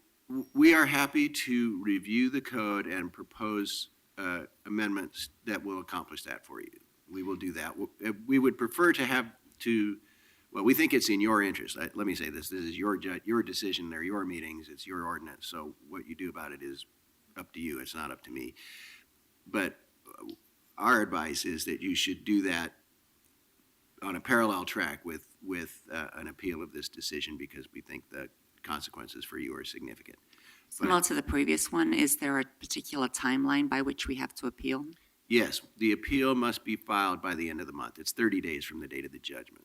So So it's not as immediate as the previous one where we had 7 not days? as immediate as the public records one. Thank you. So let me make sure I understand the judge's ruling. That is, under the judge's ruling, our ability to both exclude people for disruptive behavior in council chambers and to exclude people for threatening behavior are both encompassed by this decision? The judge made no distinction between those two scenarios? Well, let's ask the lawyer who argued the case. No, he did not, Mayor Hales. Okay. Did we make that distinction? We attempted to, Commissioner Fisher. Well, let me ask you a question. If someone engages in disruptive behavior in a courtroom, what's the judge's recourse? Well, as Dan pointed out in the briefing in this case, the judge can exclude a person from the courthouse. We cited to Judge Simon a case from his own court in which another judge had upheld the exclusion of a person from the Washington County Courthouse who persistently disrupted proceedings in the courthouse, and that was upheld. Okay, that's for disruptive behavior, but to Commissioner Fritz's point, when it goes beyond just disruptive speech to conduct which is threatening, doesn't that violate other law? And we're talking about this tool of using exclusion, but if someone threatens bodily harm, I mean, don't we have laws around assault and battery and attempted harm and things, and can't they also be prosecuted? They can. And in fact, I believe there is such a prosecution arising against at least one individual out of the events that Commissioner Salzman was referring to from November. That, whether that is, yes, they can. Harry, does this ruling, and I'm just a little unclear about the scope of this ruling, does this ruling prevent the city from issuing exclusions to people in other settings, like parks and other purposes? This ruling does not. The ruling is directed only against the provision in Title III. The ruling does not affect the park exclusion code, which is in Title 20. And the consequence of this ruling is that if citizen X comes in and is disruptive and ignores the mayor's admonition and is warned, citizen X can be excluded from the meeting, but can come back next week. That is correct. Or next day. Or the next day. We may have some disagreement about that, but yes. Depends on how you define meeting. So let's talk about the case law for a second. I asked you this question when we met yesterday. Has any court squarely addressed this question? In the sense of public meetings, prospective exclusions have not specifically been addressed that I could find. That's correct. The Supreme Court of the United States has held that you can prospectively exclude people from public forums, streets and parks, for violating rules of conduct, for violating law, for non-speech related purposes. So our belief is that that rule should hold in this public forum as it does as it did in the Virginia versus Hicks case from the Supreme Court.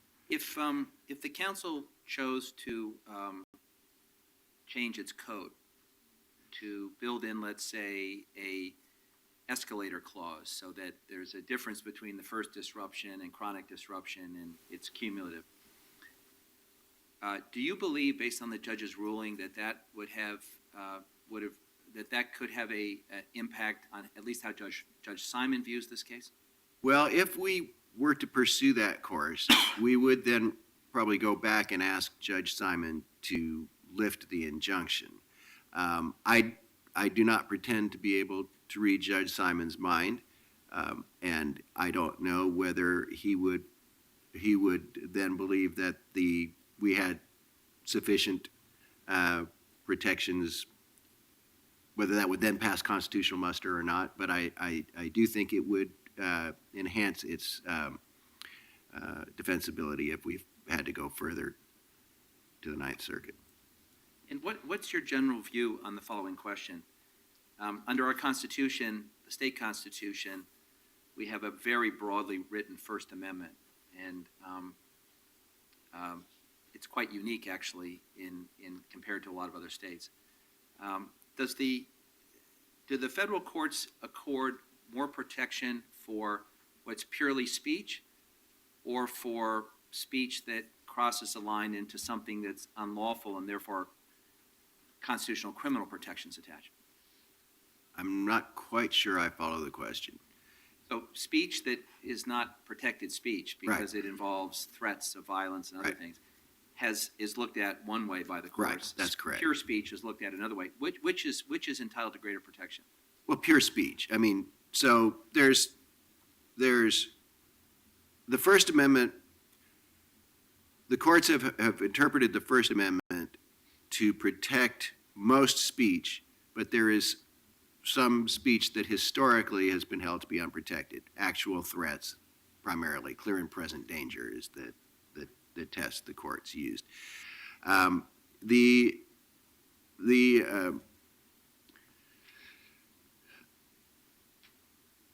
Both the federal courts and the Oregon courts recognize that the government can impose some limits on free speech. They analyze them somewhat differently, although I think less differently than they used to.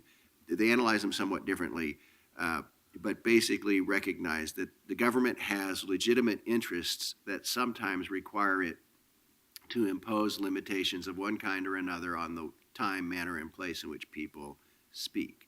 But we don't regulate the subject matter of people's speech. We try to avoid all kinds of content-based restrictions primarily. There doesn't seem to be a claim in this case that any action taken by the city was a pretext for punishing speech, the content of speech. Is that correct?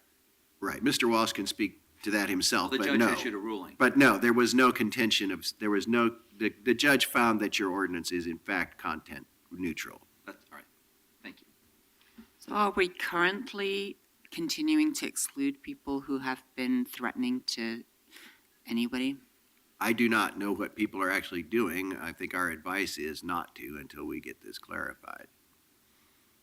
At least under the Title III code. Does the ruling apply to the city council or to our delegates as well? Because my understanding is, for example, that the Office of Neighborhood Involvement being right by the entrance of City Hall occasionally helps folks who are having some significant difficulties. No, it applies to the city as a municipal corporation. All of us. Okay, thank you. So Harry, just to be clear about the options before us today, we can support this resolution. We can oppose the resolution. We have until January 29th actually to decide the question, so we could continue this discussion if the council wanted to see whether there's a broader consensus around one approach or another. And then there's a related question about whether linked to this appeal or independently, we want to take a look at revising our code to address some of the concerns that the council has and the court has. Is that correct? Yes. If we were to appeal it, would that stay the judge's order? I believe we would have to move for a stay. And we could certainly do that. I don't know if he would grant one or if the Ninth Circuit would grant one if he denied it. But it would not, I'll go back and double check, but my belief is it would not automatically stay the ruling. So I could support some version of this that is amended to talk about clear and present danger, as opposed to what's stated in it right now, which addresses almost entirely speech within the council chamber. I wasn't aware that this decision also applied to the safety of our employees. So at the very least, I'd like to carry it over so that we could work on amending the language so that when we appeal to the judge, it's clear that, and I think we need to have some more conversation about and hear from the public in terms of what their view is as to how to keep city employees safe versus their right to make our lives as unpleasant verbally as they would like to do. I'm interested in that as well. There are two, as this discussion is illustrated and Dan's remarks highlighted, there are two really separate questions here. One is, how do I or any other presiding officer in this chamber deal with obnoxious behavior in the chamber in which somebody monopolizes the room for their own speech making or otherwise doesn't follow the rules? That's one issue. And there needs to be a process by which people are excluded who are not letting other people speak. That can be episodic, or that can have some duration. That's one question. The other question is, if there are people who need to be excluded because they're dangerous or potentially dangerous, that's a completely separate matter to me. We need to address both. We don't need to necessarily address both with the same ordinance language. So it seems to me that ordinance repair is in order regardless of what we do with this appeal. But that we need to fix our ordinance so that we lay down more clearly, and we'll go defend that once we've debated it, heard from the public, and adopted, whatever process we need to operate under in this chamber so that people can be heard and that people aren't rude, obnoxious, or dilatory in taking over the room for their own agenda versus letting us conduct the public business and hear from people in some kind of order. That needs to be resolved. The judge has said the way we do that now is not acceptable. Fine, let's fix that. And I don't know whether we have to fix that by going to court or by working on our ordinance. Secondly, if the judge's ruling is so sweeping that it invades the common sense matter of making sure that people that are issuing violent threats aren't routinely allowed into a building that doesn't otherwise have perimeter security, like most government buildings have, then that's a serious problem. And other government agencies respond to that potential threat by having metal detectors and such at their doors, and we, in this city, at least for now, have not. So we got to address that question, and Commissioner Saltzman is right to highlight it, and it's important. But those are very different matters. And I guess those are my feelings about the issue. I'm interested in having this discussion today, and having further discussion at the council level, and then deciding on the resolution. But I'm also interested in getting some work started and some discussion started about our ordinance. We'll do that. We might need a better ordinance to defend in court than the one we apparently Mayor are Hales, operating. I appreciate your comments, and I appreciate Commissioner Fritz's comments. I had a chance to meet with council yesterday afternoon and then got some follow-up information. And the thing that I've struggled with is a lack of clarity about what we're approaching, and in the context of a very important set of questions governed ultimately by the First Amendment. So just to give you an analogy, if this was not fully baked, but was a routine policy question that came before council, we would all vote just the way we felt about it, and if there's a split vote, so be it. This is a little different. This goes to how we do our business as a body, in which case our general rule is we seek consensus. We seek to find the broadest possible support. Second, ultimately, it's governed under a very high bar, a standard set under the Constitution that Judge Simon addressed. And one of the concerns that I've had is, absent that broader discussion and understanding all the options, and with the First Amendment being the touchstone, my inclination would be to vote no if I couldn't be persuaded. So the additional time to find out if we can narrow this or come up with a strategy that gets at the real problem is helpful for me, because my default would be to go the other way, and I am very appreciative of Commissioner Saltzman's comments about safety. public safety, and that's different than pure speech. Right, exactly. Okay, other questions, comments, concerns raised with staff? Let's take testimony. I just want to thank Commissioner Novick for his defense of city employees. I appreciate that. Thank you. Thank you. Okay, who's signed up to speak, please? About 6 people signed up. The first 3, please come on up, are Joe Walsh, Matt Dos Santos, and Craig Rogers.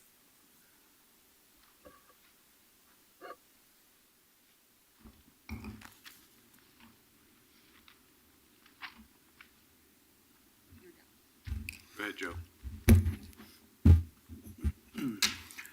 My name is Joe Walsh. I represent Individuals for Justice, and I am the plaintiff in this case. I am amazed that it was obvious that many of you did not read this decision because you don't know what the judge said.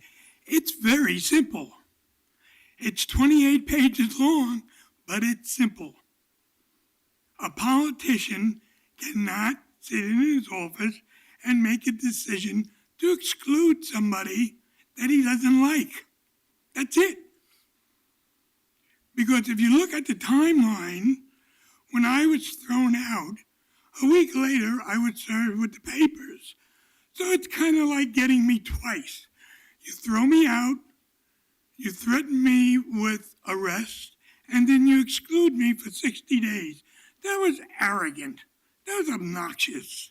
That had nothing to do with people fearing for their safety, Commissioner. There is nothing in the record, and I really resent you saying that.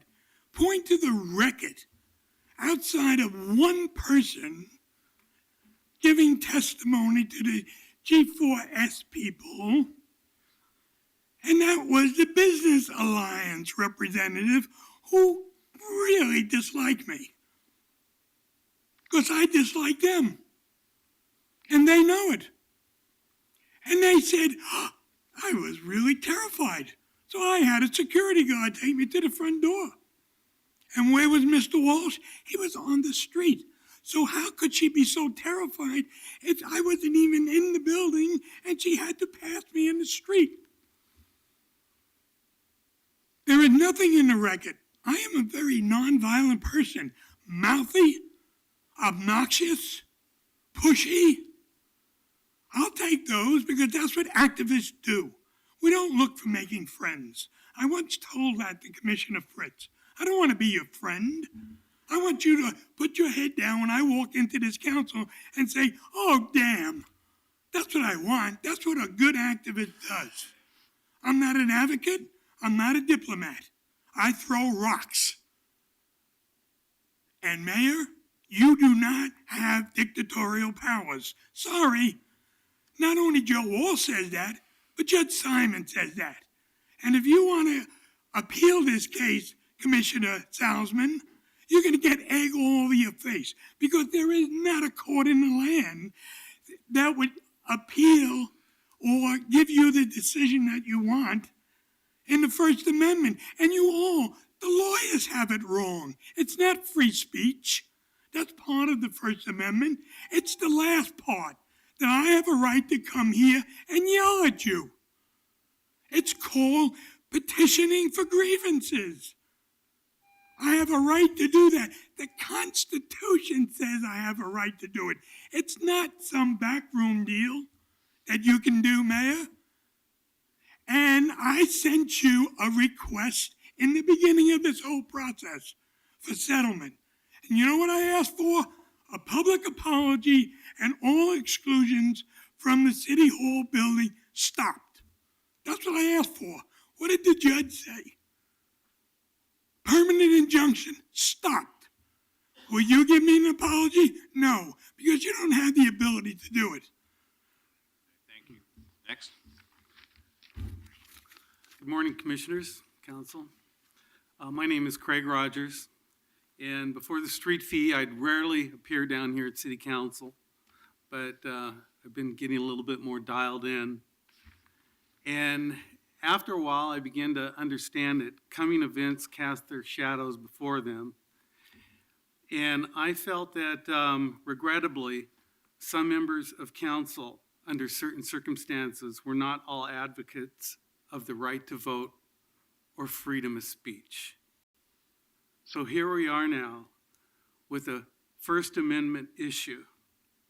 And I feel that in the case of Mr. Walsh, it's somewhat making a mountain out of a molehill. And this is going down a road that I don't think we should continue. And what it reminds me of is when Tip O'Neill, Speaker of the House, said this of Nixon: he's a lousy president, but he'd make a hell of a king. Thank you. Good morning, Commissioners. My name is Matt Dos Santos, and I'm the Legal Director of the ACLU of Oregon. Thank you for allowing me to speak here this morning. It will likely come as no surprise that we're here today to urge you not to vote for Resolution 47. We think that U.S. District Court Judge Michael Simon got it right when he held it unconstitutional under the First Amendment to exclude members of the public from future City Council meetings. The City of Portland has long sought to have its democratic process open and accessible to all members of the Portland community. And we think that this kind of exclusion hurts the City of Portland by creating barriers of access and transparency. We acknowledge that for the government to work, it may be appropriate to remove a disruptive person temporarily from City Council proceedings. The ACLU doesn't believe that free speech should trump the City Council being able to do its work safely. But there are options other than long-term prospective exclusions. In fact, Judge Simon covered this very point in his opinion when he said, like judges in their courtrooms, Mayor Hales has the continuing ability to maintain decorum in council meetings by ordering a disruptive individual immediately to leave the City Council chambers. Maintaining decorum does not, however, require prolonged and prospective exclusions from a forum intended for a public discourse and debate. I would also add that we are not aware of any appellate decision favoring the city's case, so the city will have a long uphill battle, especially at the Ninth Circuit. For these reasons, we hope that you will not pass this resolution to appeal the U.S. District Court decision. And although we haven't been involved in this case at the trial level, it would be fair to assume that the ACLU of Oregon has a strong interest in any future legal proceedings. Thank you.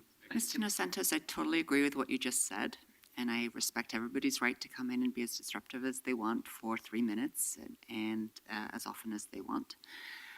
Could you address the second part of the concern about safety and people who are actively threatening to hurt us or city employees, and whether a prospective restriction on their visiting city offices in that case might actually be better for them than prosecuting them for those threats? So I appreciate your sentiment there, and I certainly don't want to add to the criminalization of anyone in the city of Portland. I think that a simple fix to the ordinance would create exactly what you're trying to do, which is to identify, as I think Mayor Hales stated, a distinction between something like city council meetings where people are disruptive and stuff that creates an actual threat. That is not protected by the First Amendment, has never been. And I think it was Commissioner Saltzman who made reference to the screaming fire in a theater. That kind of thing is not protected by the First Amendment. So here, while the judge's order may strike down that ordinance, the ordinance is too broad. And I think there's a quick fix and a way to resolve that without undoing Judge Simon's order. I really appreciate what you just said, because I was looking at some notes that Harry gave me about a Supreme Court case that seems to apply. So what we're essentially saying is that what I think you're saying is that if we come up with a tailored rule which focuses on non-expressive conduct, we're out from under the First Amendment, and now it's just a question about how reasonable we are in implementing. Is that fair? I think that's a fair statement. And the case that I guess is in the opinion is the Virginia versus Hicks case, where the Supreme Court upheld I guess a permanent bar from someone from coming into a court, and made a distinction between non-expressive conduct that was threatening and disruptive, and speech, and then also identified alternative ways that someone could still participate, either electronically or through surrogates. So I appreciate the advice you've given us to take a look at narrowing our statute, our code, so that it captures the non-expressive conduct, clearly not covered by the First Amendment, where we might want to use we might want to consider using an exclusion in lieu of the heavy hand of a criminal prosecution to someone who's engaging in not just annoying speech, but legally unprotected speech. Yeah, I think that's right. And I think that there's an important distinction between a courtroom and a city council chamber, which I think you'll run up against if you litigate this case further. So, I mean, take that for what you will, because obviously I can't also read the tea leaves of what the Ninth Circuit will say, but courts have historically treated courtrooms differently than they've treated city meetings. Article 3 judges just have a sense that their lives are worth a little bit more than the random legislators. Perhaps. There you go. So, Mr. DeSantos, appreciate your testimony. So going back to the real situation we experienced on November 25th, a backpack with a smoke detector in it left in the chambers. What should be the consequence for that behavior? See you tomorrow? I mean, you're gone for the rest of the day, but we'll see you tomorrow? So I think that the judge addresses this when he talks about things that are, well, let me backpedal a little bit. There are a couple of tiers here that we're talking about. We're talking about actual disruptions at a meeting, something like someone screaming out and preventing people from talking. And you think those should be regulatable? Yeah, those are regulatable in the moment. Say, completely hypothetical situation, someone laying on the floor of the council chambers, mooing loudly, prohibiting other people from speaking, you would regard that as behavior that it would be reasonable for us to regulate? Yeah, I think you perhaps could. exclude someone for doing that. I think you could, for that day. For the day. Okay, for that day. Something like creating a bomb threat, I don't think you'd find a court that would protect that as speech. There may be an instance where there is some kind of, look, I can get into hypothetical situations with you where there may be some instance where someone is creating some kind of artistic installation or something along those lines. But what you just described sounds pretty threatening. And I think that, you could have a cogent argument that that is not protected speech. And so that actually wouldn't come under the auspice of this order. That would be a completely separate thing that you could handle regardless of what Judge Simon said. I mean, that's a little different from what our attorneys told us, but appreciate your opinion. I would like to make a final comment since I am the person involved in this. Your example, Commissioner Salzman, has nothing to do with me. Please keep it to me, because that's what this case is about. No, we can't do that because we have to change our ordinance, so it won't justify. No, you don't have to do anything right now. You may have to change your ordinance between now and next week. But I'm saying, if you say to me, well, Mr. Walsh, you're very disruptive, and we just had an explosion in Iraq and killed 3 people, and we had to do something. That's the connection you're making. I had nothing to do with that. And as Judge Simon said in his decision, there is nothing in the entire record that your city attorney submitted, which was mountains, that shows, number one, that I was threatening. Number two, that the worst possible thing that I said in foul language was I was pissed off. That's it. Mr. Walsh, the case is about you. The ruling is about all city exclusions, including for safety. You brought that on yourself. When I went to federal court, you brought that on yourself. And if you vote on this to take it to the Ninth Circuit, and you can ask the ACLU this, it'll affect 9 states. You'll make me a folk hero in 9 states, and I'm too old for that. You're already a folk hero. That in 9 states. Do you realize if you lost this case, how many lawyers would have to read it and say, what does that mean? Thank you. Okay. Next 3 are David Keefe Davis, Nancy Newell, and Robert West. Come on up.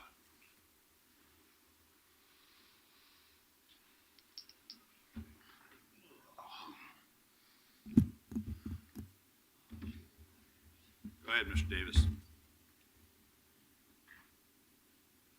Why does he leave every time I start to speak? I don't know what's up with that. It Go ahead and seems like, speak. you know. So Dan Saltzman, you were arguing like City Hall is a safe space or something, that you can just exclude people for any type of speech that you don't like, or you have anything to say about that?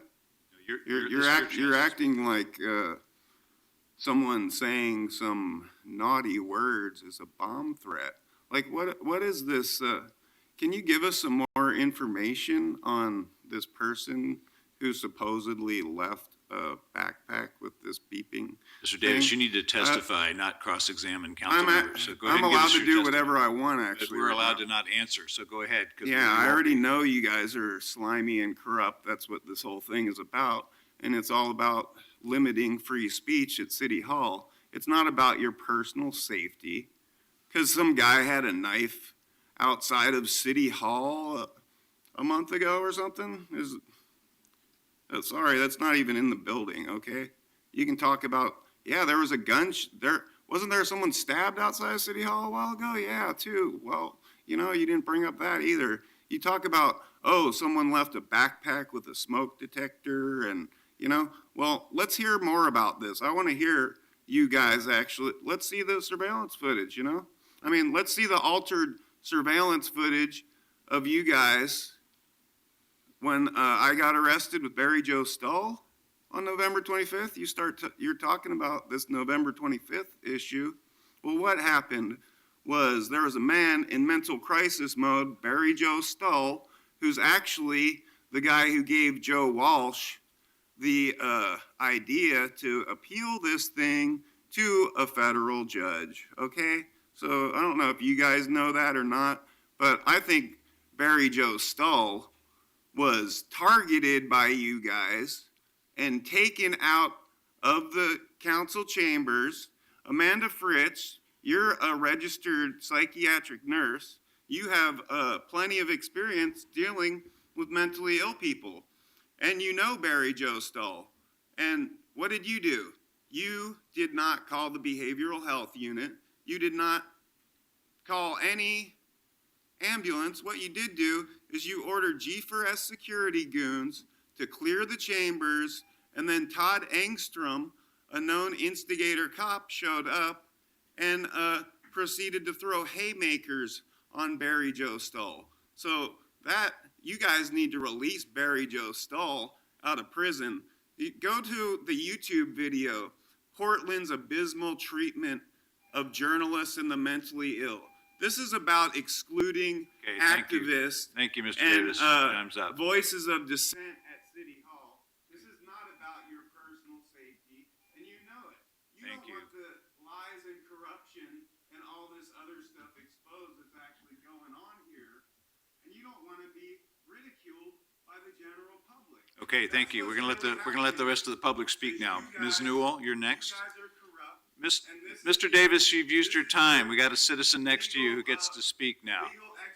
Mr. Davis, you're done. Thank you. Ms. Newell, go ahead. Are we starting over? Go ahead, yes. Yeah, I'm Nancy Newell. I want that on record. It's interesting that you quote the Supreme Court as a decision, and I would be very curious what we suffered during the Reagan as well as the Bush administration and the changes in our Supreme Court. So many of the rulings are really oppressive to public discourse, characterizing people as terrorists rather than citizens trying to protect rights that were established at the founding of our country. So I understand your feelings about safety. We ride buses, we ride trains, we de-escalate. You would be so proud of citizens doing de-escalation and trying to get to work and trying to get home. Or women at night being subjected, and I have been subjected to police action just because I'm a woman on the streets and I'm in question. So these are very critical rights for people to function in their daily lives. And you're the protection of that, and you're the protection, I understand, of your own safety. But there's a limit to how much you should be acting on and still protecting the very basis of what this country is founded on. So I think Judge Simon has been very helpful in this latest decision, protecting First Amendment rights. There are a lot of things that the public can disagree on, because if you're taking 3/4 of Americans are now paycheck to paycheck. 3/4 of Americans close to homelessness. I understand the pressures that you're under. I understand the limitations of funds that you have. But we really have to work better on de-escalation rather than removing people's civil rights. That doesn't work, and it'll just come back at you with more violence and more violent society. We create way too many instruments of attacking people in our own streets, just regular citizens. So I would like to see remedies and some positive actions from this council to get better results in those protections. Thank you. Thank you. Morning. I Just put your name back in the record. Okay, my name is Robert West. I am like totally against appealing this. Number one, everyone's talking safety and stuff like that, the backpack and stuff. That's what the police are for, okay? If someone's in here threatening someone with a gun, you call the police. You don't exclude them for 30 days. If someone comes in here with a bomb, you call the police. You don't exclude them for ever. Once the case goes to court, the judge can decide how long, or if the person can never come back or something like that. As far as threatening people that work inside the building, that can be handled through anti-stalking or restraining orders or stuff like that. You know, if someone feels that they're in danger, they've been threatened a few times, they can go get an anti-stalking order. If a judge sits there and says, well, you can't go around this person, you can't go around where they work. Okay, there's other, I mean, you're throwing all these things. Well, yeah, there's a smoke detector in a backpack. Okay, fine, that's illegal. Okay, I see all these cameras all over the place. Well, you know, the courts have ruled several times that, you know, video evidence can be used in court. That can persuade a jury. If I threw a backpack right here and said there was a bomb in it, right, and I took it to a jury trial, there's a camera there, there's a camera there, and there's probably a camera there and there, then there's probably a few cameras that I haven't even seen. I have G4S security on both sides, right? That would be convincing to a jury if they sat there and seen that on videotape. If someone threw something at someone in here, I would expect the police to be called. So my issue with you guys arguing security, you're just looking for reasons to appeal what the Judge Simon says. Okay, Keith Davis right here, sitting over here videotaping, is not grounds for exclusion for 60 days. Just because someone doesn't like what someone said or they go over their time, that's not worthy of a 30-day exclusion. You're punishing people for doing stuff that they have a constitutional right to do. And that's what the judge sat there and said. Excluding someone for 30 days, 60 days, 90 days, permanent, that is punishment. That is not a cool down period. A cool down period is, hey, you're out. You know, if you come back and you do it again, then you're out that day. Thank you. Thanks very much. I was permanently The excluded. last person who signed up is Charles Johnson. Okay, come on up. My camera, permanent exclusion.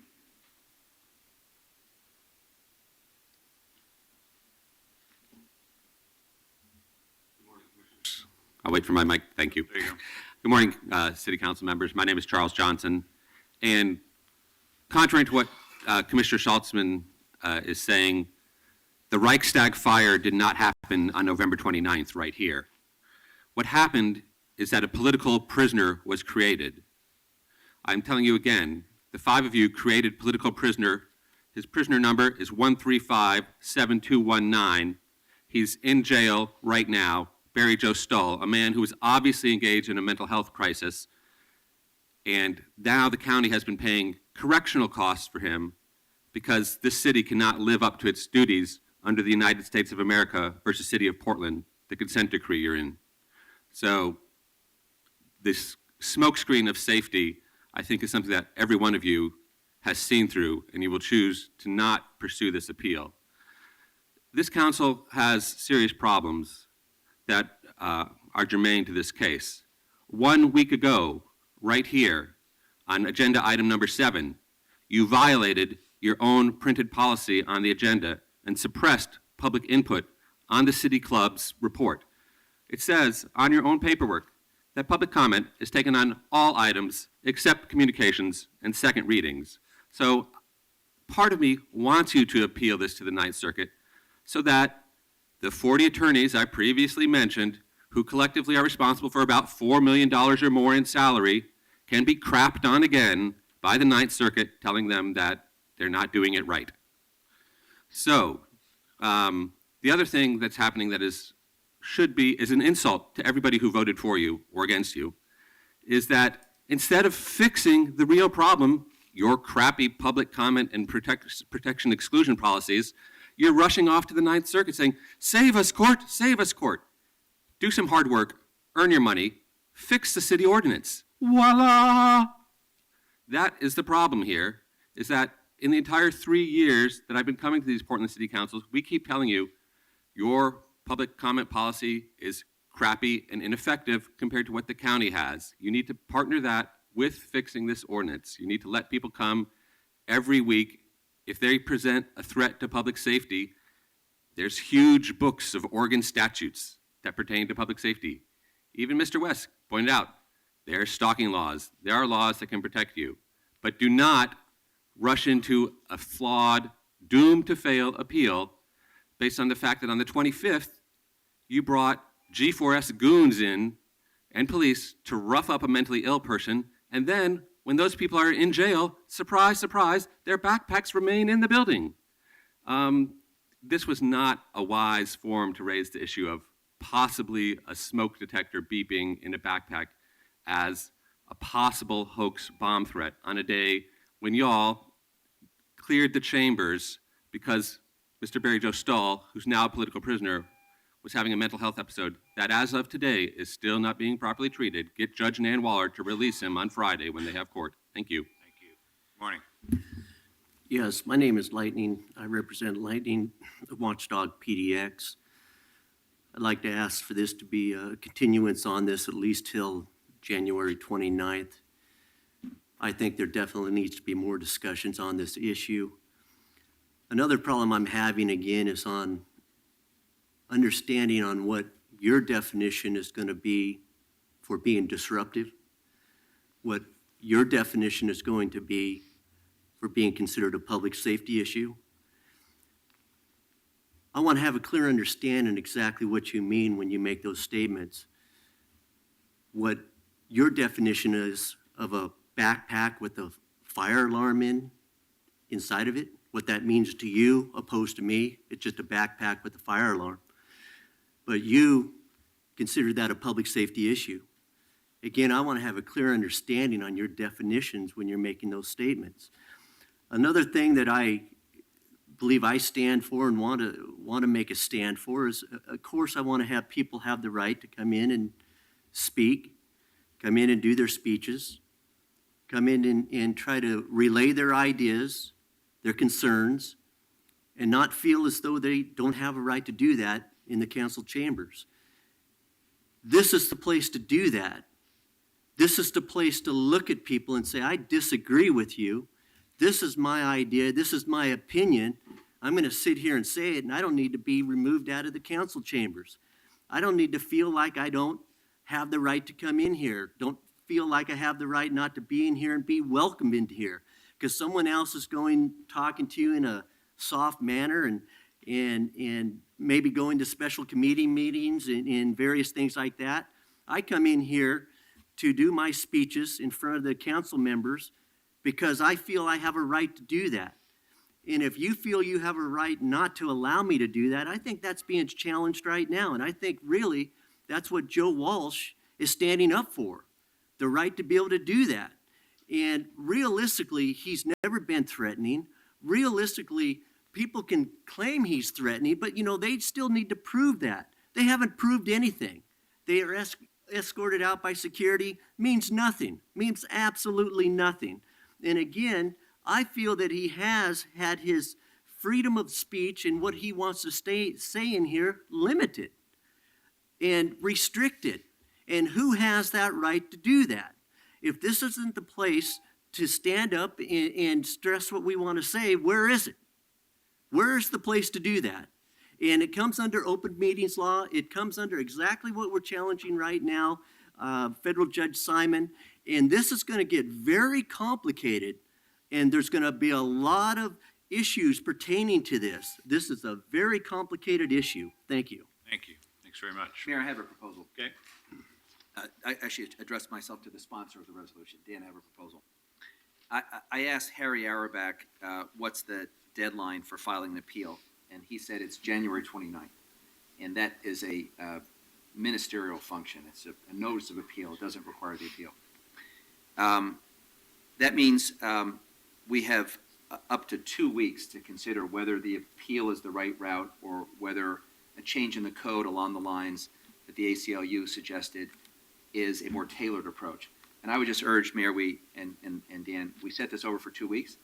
We confer with city attorney, maybe even invite the ACLU to help us, and then decide whether we want to pursue the appeal and or whether there's an amendment to our code which more strategically gets at the concern of the council. And since we have the 2 weeks and we have Martin Luther King's birthday on Monday, I would urge us to take the full 2 weeks to get it right. Well, I'm certainly amenable to that. I guess my preference would be to, and we can deal with this in 2 weeks, but is, as Harry Auerbach suggested, we pursue a parallel track of the appeal and appropriate code changes. So I think we'll have some time to consider that and mull that over in the 2 weeks. That's what I would like to do as well. I won't be here next week. I will be here on the 27th, so I'm going to continue this. Are we all here, Carla, on the 27th as far as? Yes, I show everyone in. Yeah. I actually might not be. All right.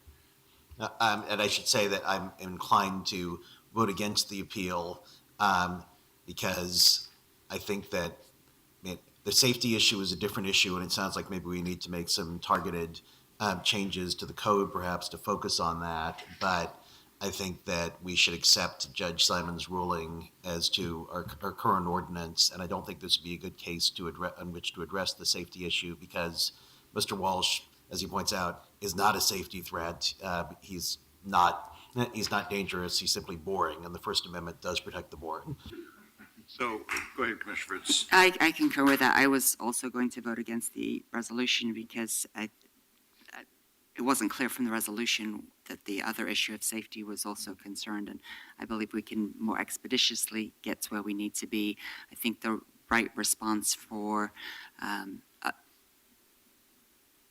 disruptive behavior is to be excluded for the rest of the council session that week, rather than for a prospective 30 days or 60 days. I would also note as a former community activist that one often does better by being calm and measured in one's testimony rather than yelling, and that's completely up to the choice of the activist. I also respect the right of other citizens who come to talk about either on the same issue or others to have their turn to talk before the council gives up in exhaustion. So I would just want to put that on the record and still absolutely uphold people's right to say and do things however they wish for the 3 minutes, as long as it doesn't involve a safety fire. So I want to concur with that comment as someone who was raised in the South by a woman who never raised her voice in my entire life. I've always been persuaded by thoughtfulness and never by rudeness, though some people in the public arena never seem to notice that, in at least my case, that the best way to my heart and to my head is thoughtful argument, not yelling. But yelling is protected, at least within time limits. So we'll certainly always give people the opportunity that feel like they want to yell a chance to do so. But we need to proceed on this set of questions. I want to set this over for 2 weeks and convene a working group, as Commissioner Fish has suggested, of the city attorney's staff, council staff, and I do want to invite the ACLU to participate. and see what our options are with respect to ordinance changes, then we can return to the question of whether an appeal still makes sense as a parallel track or not. But I don't know whether we need to appeal or not, but I do know we need to change our code. That much I've learned already in this discussion. So I want to set this over until the 27th, convene that working group, and give both council offices, the city attorney, staff, and others who are interested in the question of what should be reasonable rules of conduct here and what should be reasonable grounds for excluding people who are a threat. I do believe that, and as Commissioner Salzman has articulated this, there is a level of threat in a public building that maybe doesn't rise to a criminal act, but nevertheless needs to be regulated. Again, other public buildings, including Judge Simon's chambers, are protected by things like metal detectors, which we don't currently operate at the Portland building or here. So I think there's a reasonable grounds for regulation of conduct, including threatening conduct like the one that you described. So I think there's work to be done here, and there's a place where most reasonable people will agree, and I think we can get there in 2 weeks. And I look forward to returning to this discussion then. Okay, let's move on. He's so scared of cameras in the future. Please, let us move on. We've been here all morning, and we've still got a little work to do. But it's really about. What do we got left? Sorry, where did we leave I off? still show item 36, the time certain, the 10:30 time certain. That's been rescheduled, Thank not you. read yet. Yes. Would you read item 36? Yes. Amend Bond Avenue roadway reassignments in the South Waterfront District Street Plan criteria and standards document. Okay, and that is rescheduled to January 28th at 3 p.m. And now the remaining parts of the regular agenda. 48. 48, thank you. Item There it is. 48, authorize application to the Department of Homeland Security through its Federal Emergency Management Agency for a grant in the amount of $331,210 for operations level structural collapse training. Commissioner Salzman. I'll turn it over to Deputy Chief Noor, who's been very patient and waiting to describe this item. Yeah. Thank you, Commissioner. Mayor and Council, thank you for having me here today. The Fire Bureau would like to apply for a grant through the Federal Emergency Management Agency and Department of Homeland Security for $331,000. We have a 10% matching portion, so $33,000 will come out of our training budget for that. This will allow operations level training for the 10 ladder truck companies in the city. There are 4 on the west side, 6 on the east side. The ladder trucks carry a lot of different tools that could be used in a structural collapse incident. As you know and have taken great interest in, one of our greatest threats here in Portland is a Cascadia subduction zone earthquake. And with over 1,800 unreinforced masonry buildings in Portland that are going to suffer the brunt of that earthquake, we would like to distribute the training out to the apparatus that already have the equipment and make them more useful in that. So that is approximately a 40-hour training course. The funds would be used to support the training as well as backfill to ensure that people are still in the station, staffing the stations at the times that the crews are at the training center receiving the training. Questions? Thank you very much. Anyone else want to speak on this item? If not, it's an emergency ordinance. Roll call, please. Fritz? Aye. Fish? Aye. Saltzman? Aye. Novick? I really hope the application is granted because this training is really important. Thank you. Aye. Hales? That's important work. Thank you. Aye. Okay, 49. Amend subrecipient contract with Rebuilding Together for $50,000 for home repair services. Commissioner Salzman. Thank you, Mayor. This amends the contract with Rebuilding Together to provide critical home repairs for low-income homeowners in North and Northeast Portland. Last year, the City Council allocated $850,000 in general funds to augment the North and Northeast strategy to provide home repairs for low-income households who are not covered or who do not live within the interstate urban renewal area boundaries. This contract will utilize $50,000 of those funds. Okay, questions? Anyone want to speak? Roll call, please. Fritz? Aye. Fish? Aye. Saltzman, Aye. Novick, Aye. Hales. Aye. And 50. Approve application under the Multiple Unit Limited Tax Exemption Program for the mixed-use apartment project located at Southeast 9th Avenue and Southeast Belmont Street. Commissioner Saltzman again. Thank you, Mayor, and I'm sorry our Housing Bureau Director, Kurt Krieger, had to leave, but he's testifying in Salem today on inclusionary housing proposals. Good. But he really landed this multi-application here, which is to grant the limited tax exemption to Killian Pacific, who is going to provide 20 of their 100 units to be affordable to moderate income households close in East Side Portland. This project is located on 9th and Southeast Belmont in a neighborhood that is quickly expanding to include more residential uses, since it offers transportation, direct access to jobs and amenities, and top-notch schools. The developer, Killian Pacific, has committed to both engaging a consultant to provide more minority women and emerging small business contracting opportunities, working with the Housing Bureau to connect those most in need of housing to available units through relationships with community partners. And the project will also make at least 5% of the units adaptable ready in order to be fully accessible to meet the needs of people with disabilities and seniors.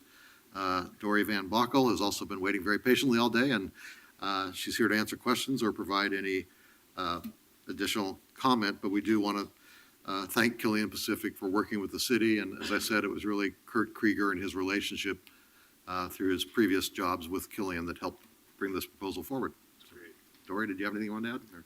No, that's it. Other than to say that, yes, with Killian Pacific participating and applying to the program, they've also been supportive of having other developers who maybe haven't been familiar with the program or thought about it or considered it to actually explore if it might work for them too.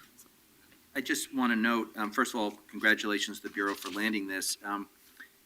We still are facing stark statistics, over 22,000 new private sector apartments the last 3 years and less than 3% affordable. And even though this is a win for what I will call workforce housing, we're talking in the studio here about a 470 square foot studio that'll rent for a little over $1,000. So we are not actually addressing the documented area of need in our housing crisis, which is why I hope the legislature gives us the flexibility to address inclusionary housing. And I hope we don't take our eye off of providing housing for people that are, that we have clear evidence they're being priced out of the marketplace. And that is certainly well below 80% MFI. Thank you. Any other questions, Dory? Thank you very much. Anyone want to speak on this item?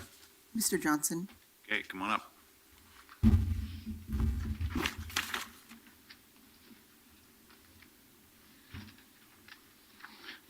Good morning, council members. My name for the record is Charles Johnson, and I do want to preface my remarks by saying, when we have 3 minutes, we don't get to include any of the good stuff that we might think about you. We have limited time, so our comments are usually, if we feel an issue is bad, we have to focus on the negative and hope that you'll fix that. In this case, it's all good, except that not enough. And of course, that's not the fault of this particular developer. It's great to see a project where it looks like we're looking at like 20% of the capacity is going to be adjusted below market rate. And I hope, recently, Alyssa Kenny Geyer went out to ERCO, had a big community forum on housing and rental issues. So I hope that citizens can rally in the sentiments of all of you, especially the remarks Commissioner Fish just made, that we need help. Ideally, all preemptions from the state go away, but at least inclusionary zoning and $15 an hour minimum wage. When you look at these policies and when you're talking with about the legislative agenda, please also remember to keep in mind the overall portfolio of any landlord, large-scale landlord. So on one project, it looks beautiful, 20% adjusted for below market rate, but some of our large property managers, they can do that at one property and still have very, very little. So I hope the state, with your guidance on the legislative agenda, will be able to make sure that the best tax credits go to those landlord property management companies that have the largest percentage of their portfolio available to low-income tenants. Thank you. Thank you. Okay, anyone else? Then this is an emergency ordinance. Roll call, please. Fritz. Aye. Fish. Thank you, Dan, for really being a bulldog around getting the multi-program to work. And that includes the amendments you brought to council to respond to some concerns we had from the development community. This is one of our most important tools, and frankly, it's not just an affordability tool, it's a fair housing tool to ensure that we put affordable housing in high-opportunity areas. So thank you for your work on this. Aye. Saltzman. Aye. Novick. Aye. Hales. Great outcome. Thank you. Aye. Okay, item 51. Grant revocable permit to Tracktown Events LLC for street and lane closures needed for activities related to the 2016 World Indoor Track and Field Championships and USA Indoor Track and Field Championships. Second reading, roll call. Fritz. Aye. Fish. Aye. Saltzman. Aye. Novick. Aye. Hales. Aye. And we are recessed until 4 p.m. this afternoon. Staff tells me